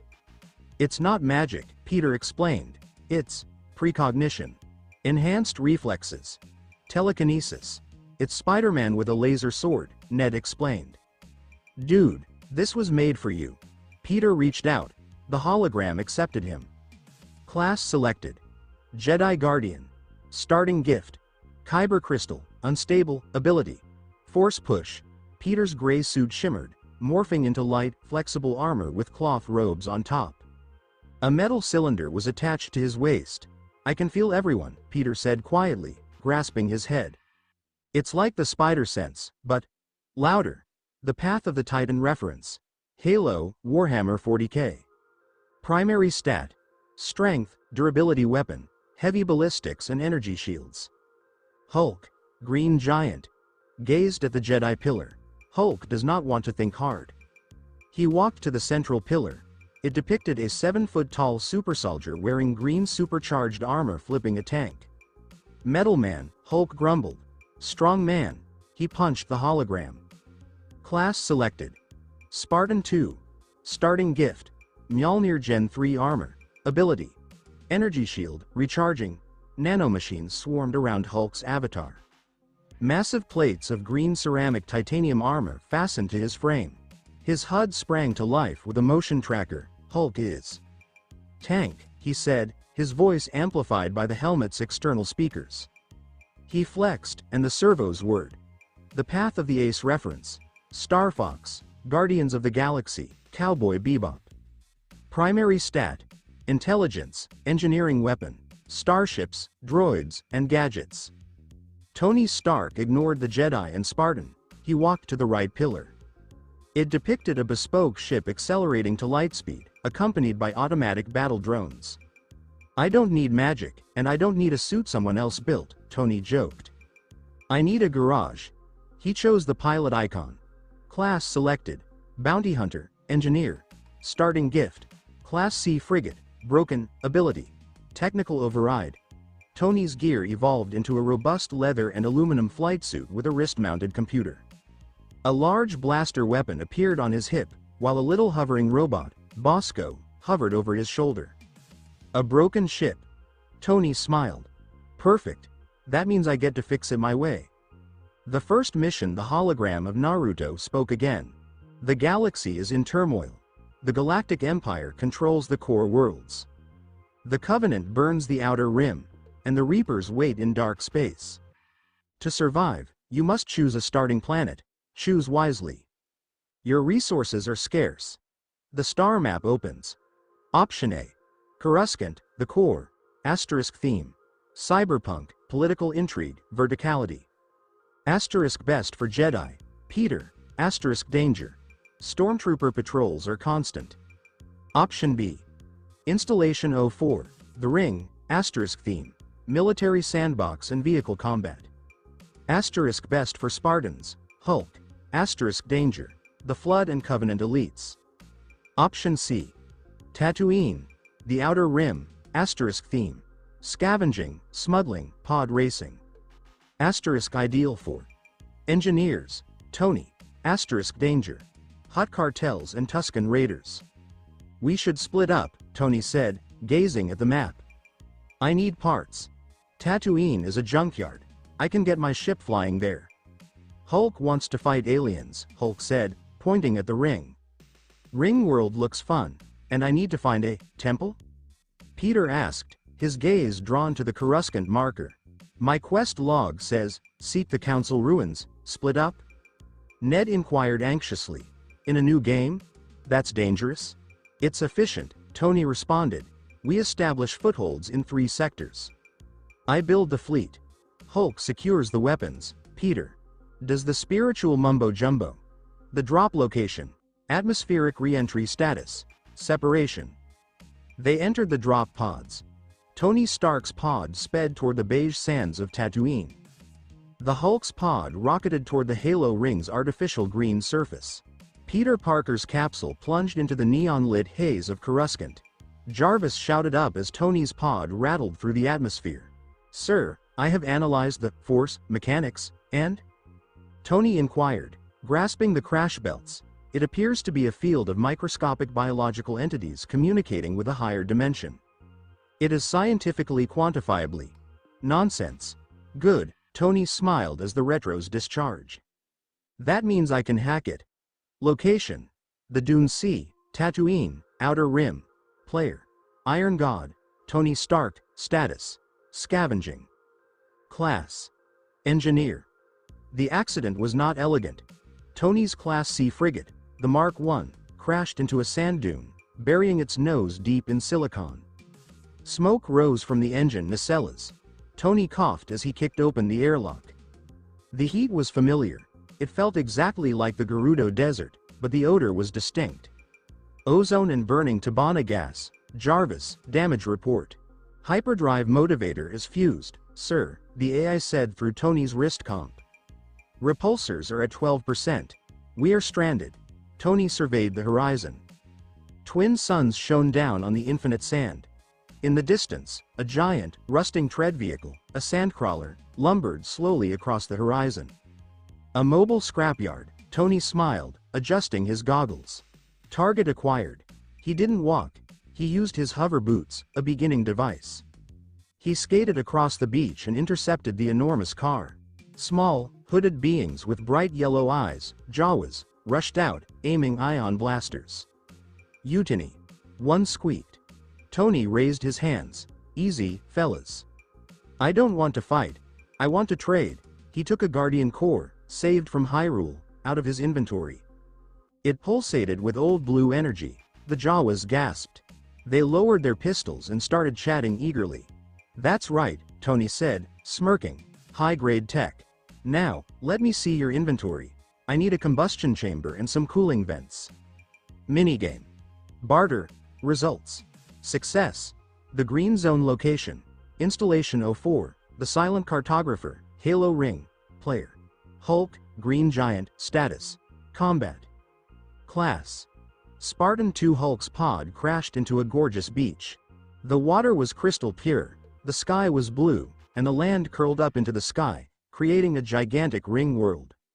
"Pretty ring," Hulk said, stepping out. His Mjolnir armor weighed a half-ton and left deep tracks in the sand. Wart wart. A patrol of Covenant elites and grunts appeared from the jungle. Plasma fire erupted. Pew pew. Blue plasma splashed across the Hulk's energy shield. Shield status: 85%. Tickles, the Hulk snarled. He examined the assault rifle in his hands. It resembled a toothpick. "Tiny gun," the Hulk mocked. He tossed it away. He charged the elite. The elite shouted and drew an energy sword. Hulk grabbed the alien's wrist. Puny sword. Hulk punched the elite. The Spartan strength, amplified by Hulk's base numbers, propelled the alien into the ocean. Hulk spotted a Warthog, light jeep, with a mounted Gatling gun parked nearby. He didn't get into the driver's seat. He proceeded to the back, seized the turret, and wrenched it from its perch. Weapon acquired. Detached turret. Ammo: 500 rounds, now. Hulk has gun. He turned the barrels. BRRRRRRRRRRRT. The grunts terrified and fled as Hulk mowed down the tree line, laughing madly. The Neon Jungle Coruscant, level 1313, the Underworld, stream. The guy in the chair, Ned Leeds. Status: live, Cyberpunk Parker. Viewers: 2,400,000. Hulk was playing an action movie, Tony was playing a tycoon game, and Peter, Webhead, was playing a horror game. Level 1313 was gloomy, wet, and overcrowded. Neon signs promoted death sticks and droid components. Stormtroopers guarded every corner. "I can't fight them," Peter said quietly, bracing himself against a moist wall. "I don't have a lightsaber yet. I just have this training stick."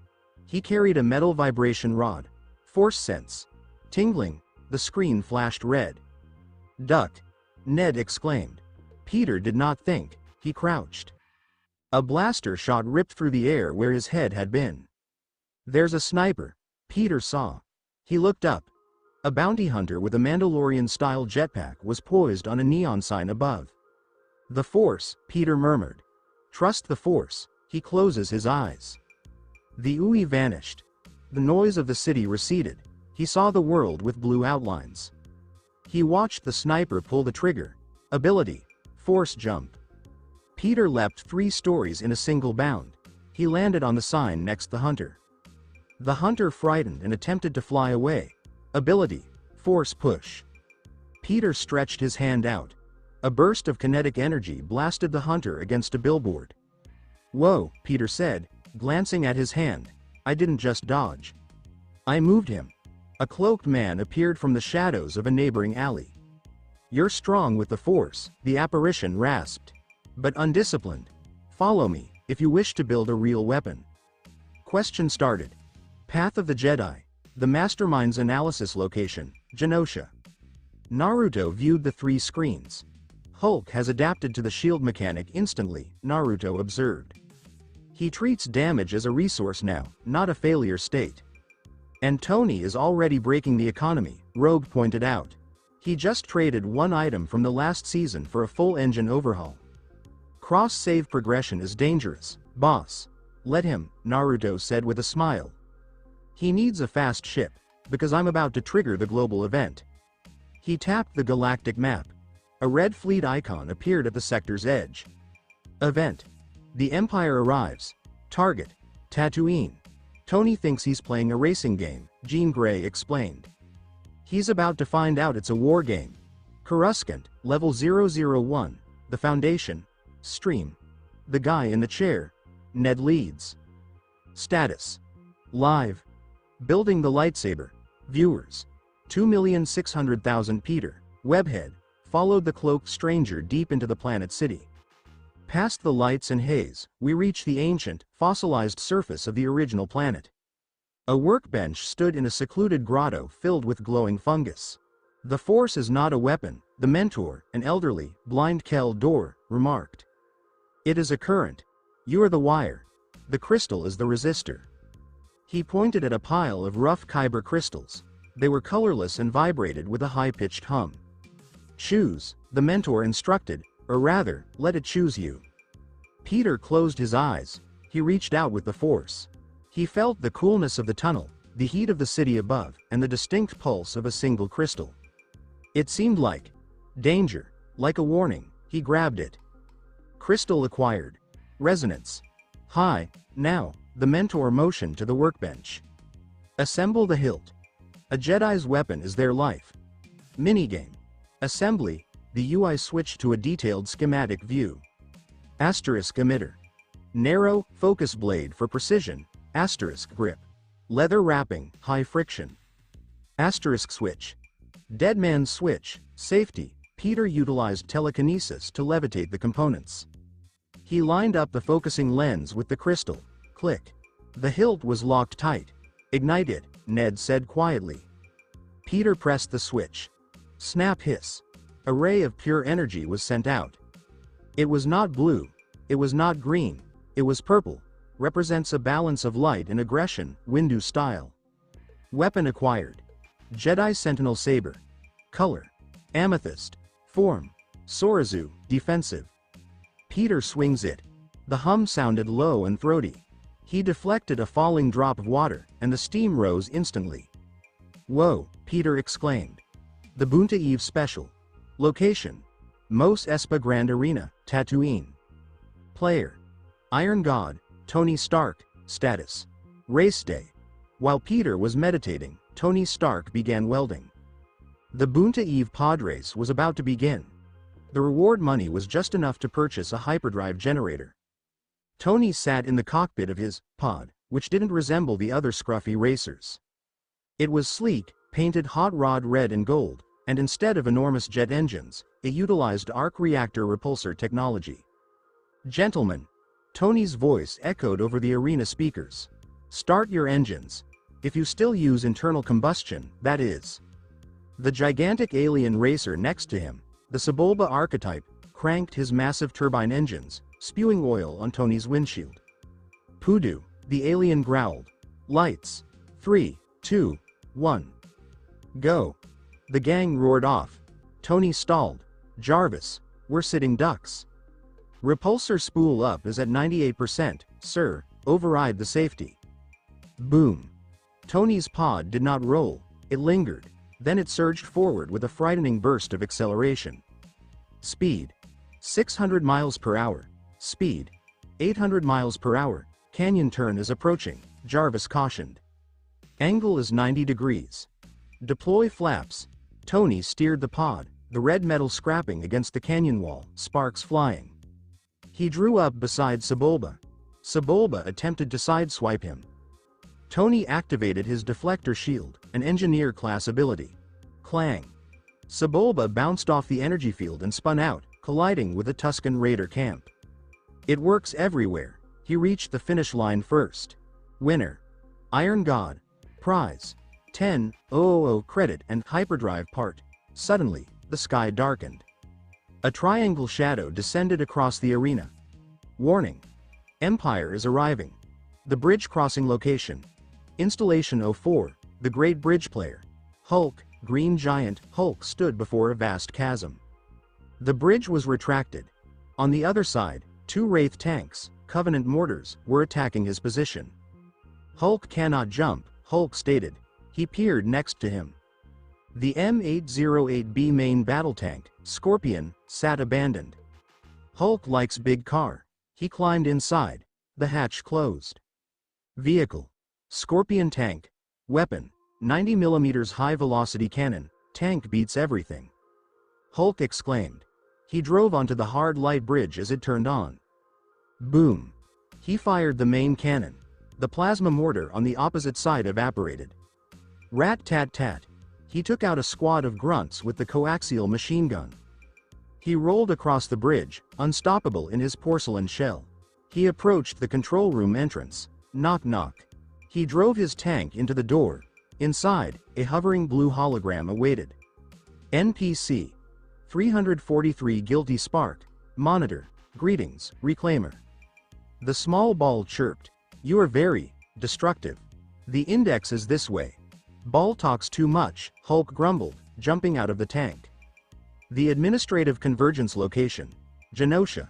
Naruto watched as the progress bars filled up. Asterisk Peter. Lightsaber acquired. Asterisk Tony. Hyperdrive acquired. Asterisk Hulk. The index, key, is located. They are ready to leave the starting zones, Jean Grey stated. Bring them together, Naruto instructed. Activate the distress beacon. A signal appeared on all 3 players' HUDs. Priority alert. Rebel flagship is under attack. Location. Orbit of Yavin 4. Objective. Rendezvous and defend. Tony, Naruto said, opening a direct line of communication to Tatooine. Get your ship in the air.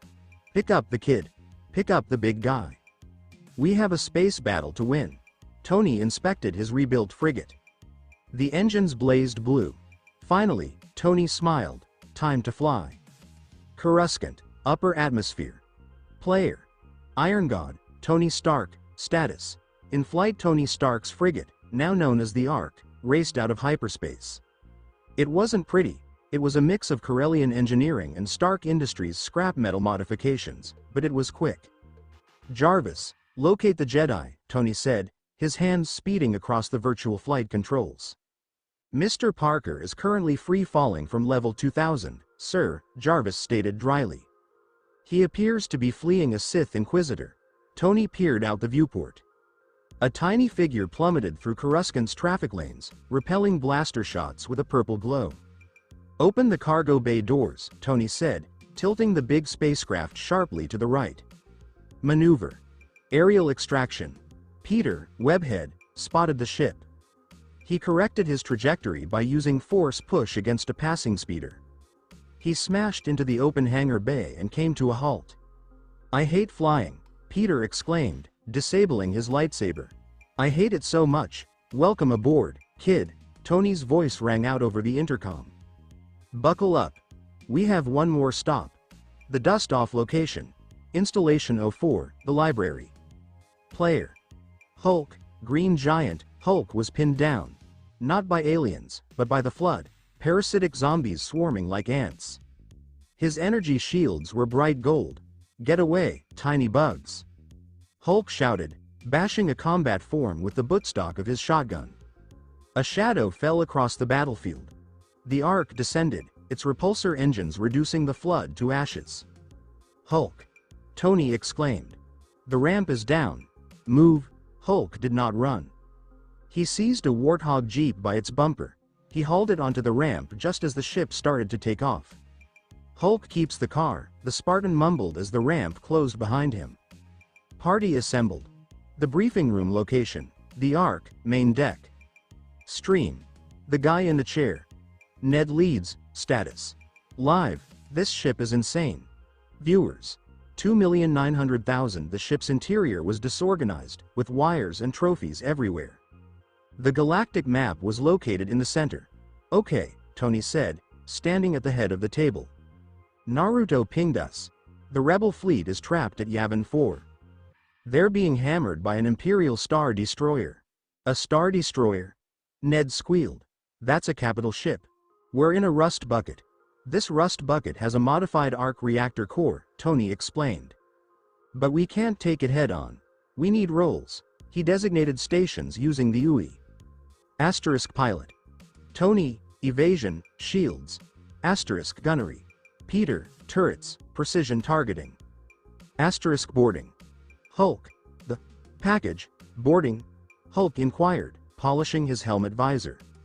"I'm going to shoot you at the bridge," Tony said, grinning. Hulk likes this plan. The Battle of Yavin location. Yavin 4 orbit. Event. Space combat tutorial. The Ark descended from hyperspace into pandemonium. Green turbolasers filled the space. TIE fighters swarmed like bees around the enormous, wedge-shaped Star Destroyer. Objective. Protect the rebel flagship, incoming, Jarvis warned. TIE squadron at 3 o'clock. "Kid, you're up," Tony exclaimed, whirling the ship. Peter sat in the gunner's chair. He did not use the targeting computer. He closes his eyes. Ability. Battle meditation. He sensed the TIE fighters before seeing them. He squeezed the triggers. Pew pew pew. The quad laser weapons tracked precisely. 3 TIEs exploded in silent fireballs. "Got him," Peter exclaimed. "Using the Force to aim is cheating, but I love it." "Shields at 60%. Ned exclaimed. "The Star Destroyer is locking onto us." A powerful green laser sliced past their hull, rattling the camera. "I can't break the shields from the outside," Tony explained. "They're too thick. We need to lower them manually." He turned to face Hulk, who was standing in the airlock. "Big guy, you ready?" The human torpedo location. The airlock. Status. Depressurizing. Hulk activated his magnetic boots. He had a plasma grenade in each hand. "Hulk is bomb," he whispered. "Launch in 3, 2, 1. Tony accelerated the ship toward the Star Destroyer, then pulled up at the last second. The airlock blew open. Hulk flew away. There was no sound in the vacuum of space. Just a giant green Spartan racing for the bridge of the Imperial vessel. He struck the bridge's window. Crash. The reinforced glass cracked under the impact of a half-ton of Mjolnir armor traveling at Mach 2. The Hulk landed on the bridge deck, surrounded by scared Imperial officials. The air poured out, sucking the policemen into space. Hulk activated his mag boots and anchored himself to the floor. "Hello," Hulk hissed into the communications system. He did not shoot. He began hitting consoles. Smash. Crunch. Shield generator offline. An officer exclaimed before being thrown across the room. Star Destroyer shields. Disabled. Tony cried. Shields are down. Peter. Target the reactor bulb on the underside. Use the proton torpedoes. Peter focused his attention. The Force is with me. He fired. 2 blue orbs of energy sped from the Ark, passing through the disabled shields and crashing into the reactor dome. Boom. Hulk. Get out of there, Tony exclaimed. Hulk grabbed the terrified Admiral. You have escape pod? The Admiral nodded frantically. Hulk shoved the Admiral into the pod, then climbed in after him and pressed the launch button. The pod blasted off just as the Star Destroyer split in half, exploding in a huge surge of fire and debris. The administrator's reward location, Genosha. Naruto nodded. Textbook execution. The pilot flies, the gunner clears the path, and the tank creates the opening. They saved the rebel fleet, Jean Grey remarked. Reputation with the rebellion just hit friendly, and the Empire just labeled them as terrorists, Rogue explained. Look at the bounty on Tony's head, 50,000 credits. Good, Naruto said, smiling. They'll need the money. Because the next mission isn't about war, it's about lore. He indicated a new planet on the map. A planet with storms and cloning facilities. Camino. Why Camino? Jean inquired. Because, Naruto said coldly. That's where the clone troopers are made, and I think Hulk needs an army. Location. Camino, Tipoca City. Weather, torrential rain, hurricane-force winds. Objective. Acid extraction. The Ark plunged into the clouds, buffeted by the ceaseless storm of Camino. The ocean beneath was black and churning. This place is cheerful, Tony Stark, Iron God, murmured, fighting the flying stick to keep the ship stable. Jarvis, scan the facility. We're looking for detention block 99 feet. Peter, Webhead, stood in the airlock, his Jedi robes wet in the spray as the ramp fell. He gripped his head. The Force is weird here, Peter muttered. It's millions of voices, but they all sound the same. They're all hurting. Hulk, Green Giant, inspected his assault rifle, MA-5B. He had painted a shark's mouth on the barrel. Hulk save soldiers? According to the intel, Ned, the guy in the chair, spoke in from the ship. The Empire is shutting down the cloning program. They're decommissioning the remaining elite squads. We're here to get them out before they get flushed. The silent hallways. They invaded Tipoca City's white, clean passageways. It was disturbingly silent. The clean look of the prequels was replaced with Imperial drab crates and patrolling death troopers.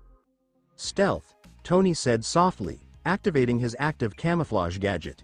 Peter, can you mind trick them? Peter stepped outside. 2 death troopers raised their blasters. Peter waved his hand. You don't need to see our identification. Check. Force, persuade. Result. Failure, death troopers are conditioned, scramble. The trooper said over his scrambler helmet before commencing fire. So much for the classics, Peter groaned, lighting his purple saber. Snap hiss. He deflected the bolts back into the troopers' chests. Hulk did not bother with deflection. He charged. He shoulder-checked a trooper so hard that he skidded down the hallway like a bowling ball. Move up, Hulk ordered, completely embodying his Spartan duty. Clear the sector. The rejects location. Detention block 99. Target. Experimental Squad 99, Bad Batch archetype. They reached the cell. Inside, 4 clone commandos sat in the darkness. They all looked different. One was massive, one had tech goggles, one carried a sniper weapon, and one had a prosthetic eye. NPC Squad. The Rogue's status, scheduled for termination. Hulk wrenched the blast door from its hinges. You boys need a ride? Hulk inquired, his gigantic green armor hanging over the entryway. The largest clone, the Wrecker archetype, glanced up. Whoa. Is that a new model of super battle droid? I am a Spartan, Hulk corrected. I am. Green Leader. The technology clone, tech archetype, adjusted his goggles. A Spartan 2 classification. Fascinating. Your armor plating suggests a durability rating 500% higher than standard Katarn class armor. Less talking, more running. Tony hacked the system and unlocked the magnetic locks. The Empire knows we're here. They're deploying dark troopers. The platform battle location. Landing pad alpha event. Extraction. They dashed out onto the rain-slick landing deck. The Ark hovered nearby, its engines spinning. A troop of black robotic droids with flashing red eyes, however, stood in their way. Enemy. Dark troopers, Phase 2, threat. Extreme. Those aren't people, Peter warned, detecting a gap in the Force. They're machines. The dark troopers activated their jetpacks and took off into the air. Tony. Air superiority, Peter exclaimed. Tony activated his jet boots. On it. He flew up to greet them. It was Iron Man versus dark troopers. Tony fired wrist rockets to disrupt their flight patterns, while the dark troopers hit him with hydraulic force. On the ground, Hulk and the clones established a firing line. Focus fire. The clone sergeant, Hunter archetype, instructed. Hulk lowered his rifle and picked up a minigun, Z6 rotary cannon, from a fallen heavy warrior. BRRRRRRRRRRRRRRRRT. The lead and plasma wall decimated the incoming droids. Peter played defense. He stood in front of the clones, his lightsaber spinning in a blur, Sorzu form, shielding the intense blaster fire that would have killed the unprotected troopers. "Get to the ship," Peter demanded, gritting his teeth. "I can't hold them forever." The connection. They boarded the Ark. As the ramp closed, a final dark trooper grasped the edge. Hulk walked towards the ramp. He stared the droid in the eyes. "Get off my plane." He kicked the droid. It flew back into the storm. Inside the cargo bay, the clones removed their helmets. They glanced at Hulk with wonder. To them, he represented the pinnacle of soldiering, the progression of what they were meant to be. Ability unlocked. Squad command. Effect. Hulk can now issue instructions to the clone squad: attack, defend, or flank. They deliver cover fire and grenades. "We have nowhere to go," the sergeant explained. "Camino is gone." Hulk placed a big hand on the clone's shoulder. "You have a ship," Hulk remarked. "You have green leader." "We fight bad guys." The clones came to attention. "Yes, General." The administrative expansion location, Genosha. Naruto smiled. Hulk has his army. The tank role is now fully realized. He draws aggro, and his squad deals DPS. "And Peter?"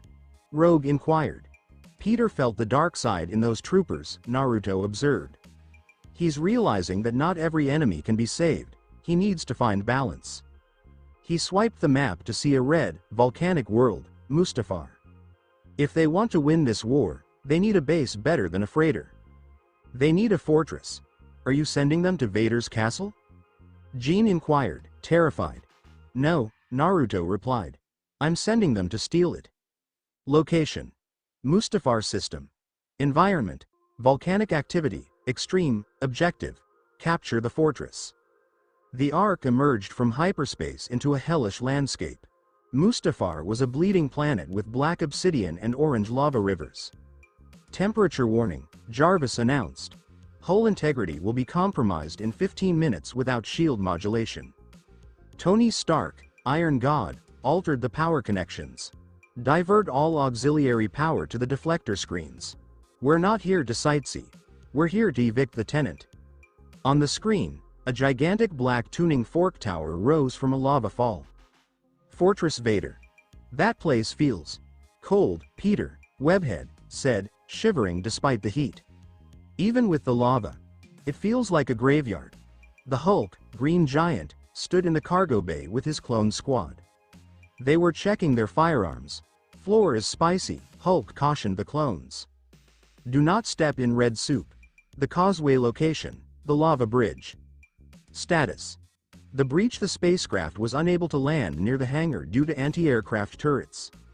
It floated above the main bridge. "Drop," Tony exclaimed. Hulk jumped. He crashed on the black bridge with a loud thud, cracking the obsidian. Following him, the clone squad rappelled down. Alarms sounded. The castle's gigantic blast doors opened, and a legion of lava troopers, black armor with red markings, emerged. Squad command: "Fire at will."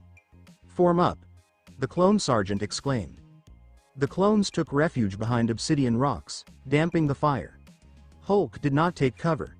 He activated his hardlight shield, a Spartan ability. Hulk is the cover. Hundreds of armored warriors were arrayed on the viewing decks.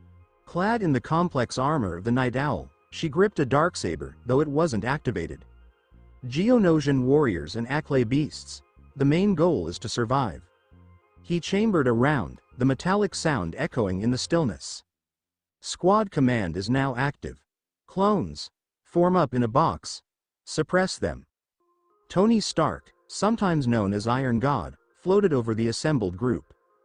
Jarvis, take out the sonic emitters on their wings. If they can't get airborne, they can't come at us from the sides. Tony let out his whistling birds. The sound was a sudden explosion, a sharp crack that filled the air. A swarm of Genosians plummeted. The Acklay lunged, its claws a blur of deadly motion. The shields erupted in a golden blaze. The sound of a camera shutter. Hulk contorted. The chitin shattered. The Mandalorians in the stands were a quiet lot. Swift eradication was anticipated. The audience craved a show. Round 2. The machine, shields. Peter shouted. Blasters won't get through. Physics lesson, Tony said with a grin. Shields are designed to block rapid energy. They don't, however, do much against things that move slowly and are solid. He activated a thermal detonator. Peter concentrated. Force ability. Repulse. The battle droids were hurled against the arena walls, their mechanical bodies bending and breaking upon impact. There's got to be a chink in his armor, Peter shouted, narrowly avoiding a crushing blow. Hulk surveyed his surroundings. Hulk feed baby. Hulk seized the shattered remains of the droid. Tony. Get rid of that junk. Naruto had finished the army objective. Scarif. Jean Grey ventured. Rogue let out a low whistle.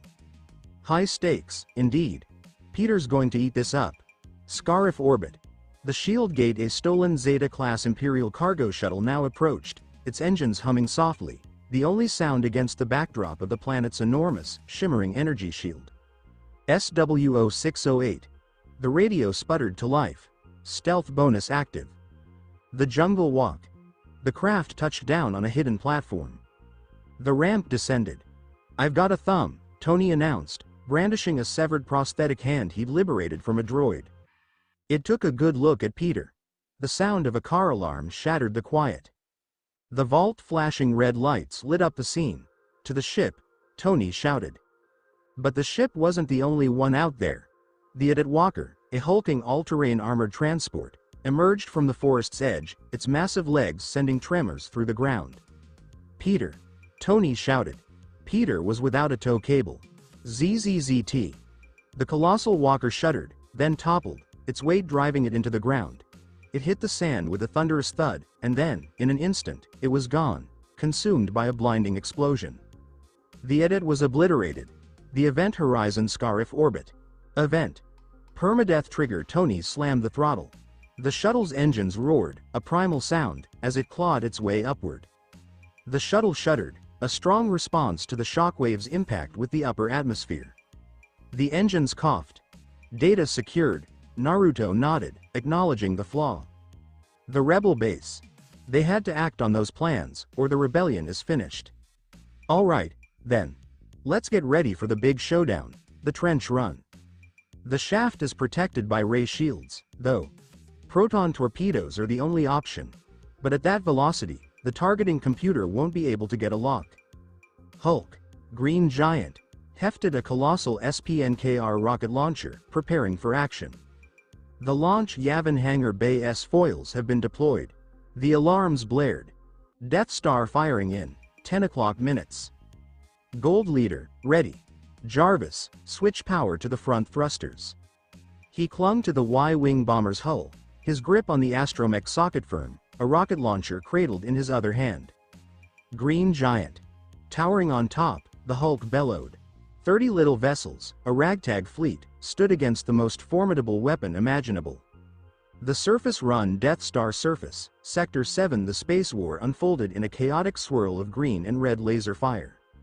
TIE fighters buzzed around, a swarm of black dots against the stars. He touched down on the Death Star's surface. The enormous turbolaser tower pivoted, its focus now on the incoming X-wings. The turret detonated.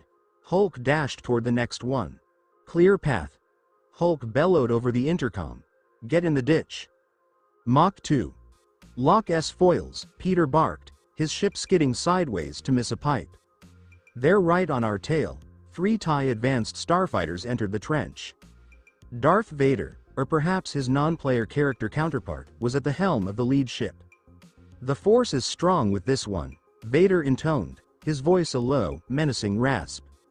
The trench walls were shredded by green lasers. Stay on target, Tony barked, his helmet fogging with sweat. Out of nowhere, a freighter emerged from the glare of the sun. Pew pew. Tony spotted the exhaust port.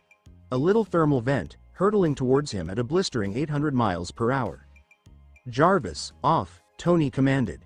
His hands were his allies. "Peter. Steer it." Peter, soaring forward, extended his reach through the force. He didn't launch the torpedoes, he opened the way. He adjusted the odds. The gun went off. Thoom thoom. The iron wing unleashed 2 proton torpedoes. The ground underneath him began to tremble. "We won." The Death Star halted. Suddenly, the station's core blazed with a brilliant white light. That, Tony gasped, slumping into his chair, was something else entirely. Mission complete. Season 3 has come to a close, Genosha. They conquered the science fiction genre, Naruto corrected. They became experts in the Force, the tech, and the war. Rogue glanced at the server data. "What's the deal? Season 4. No, the players are going soft. They're leaning on their equipment, on their abilities." He dismissed the galactic map with a flick. The moment has come to peel everything back. The shadows deepened. Authentic. Mission accomplished. Tony Stark, Iron God, acknowledged the audience with a wave, his mind already racing with ideas for cashing in on the award. Heroes aren't created in times of plenty, instead, they are formed in times of hardship. "Wait," Tony shouted, snatching up his wrist computer. The Ark was gone, swallowed by the hangar's shadows.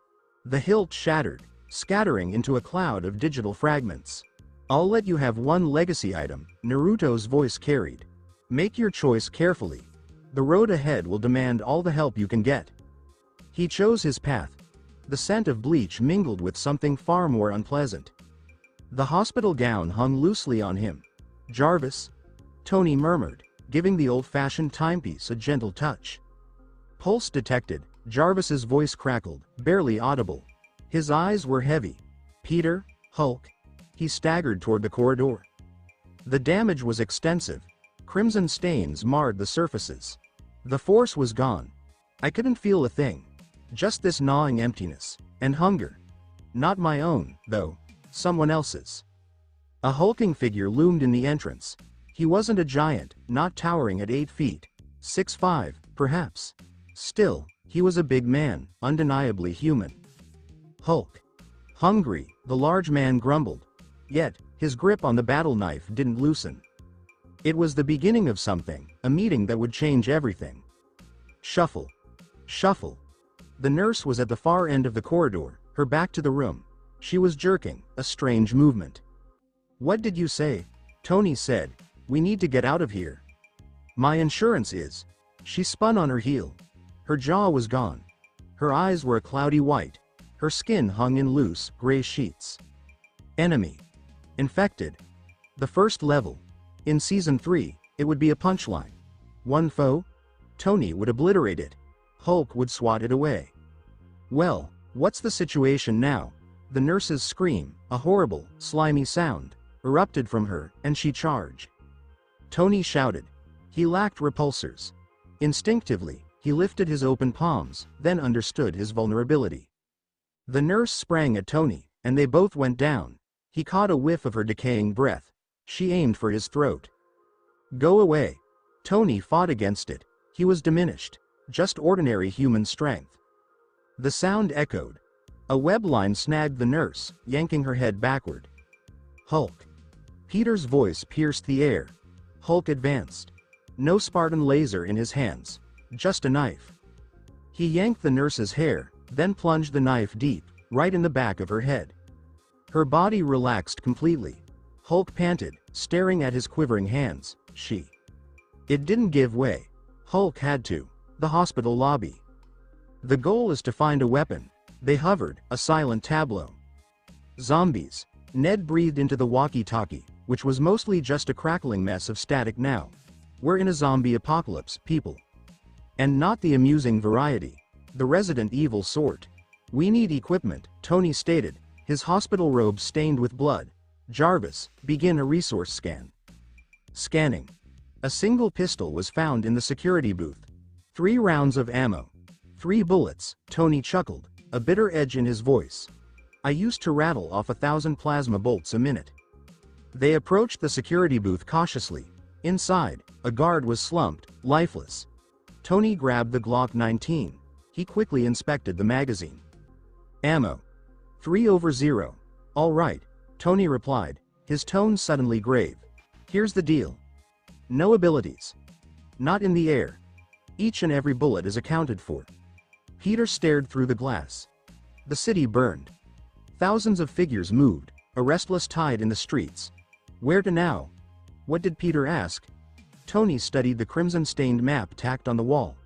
The police station was circled, a designated safe zone. We walked, Tony answered. And we keep our mouths shut. Stay tuned for more. Thank you for taking the time to listen to this video. I'm thrilled you watched the video. If you enjoyed it, be sure to like and subscribe for even more exciting content coming your way soon.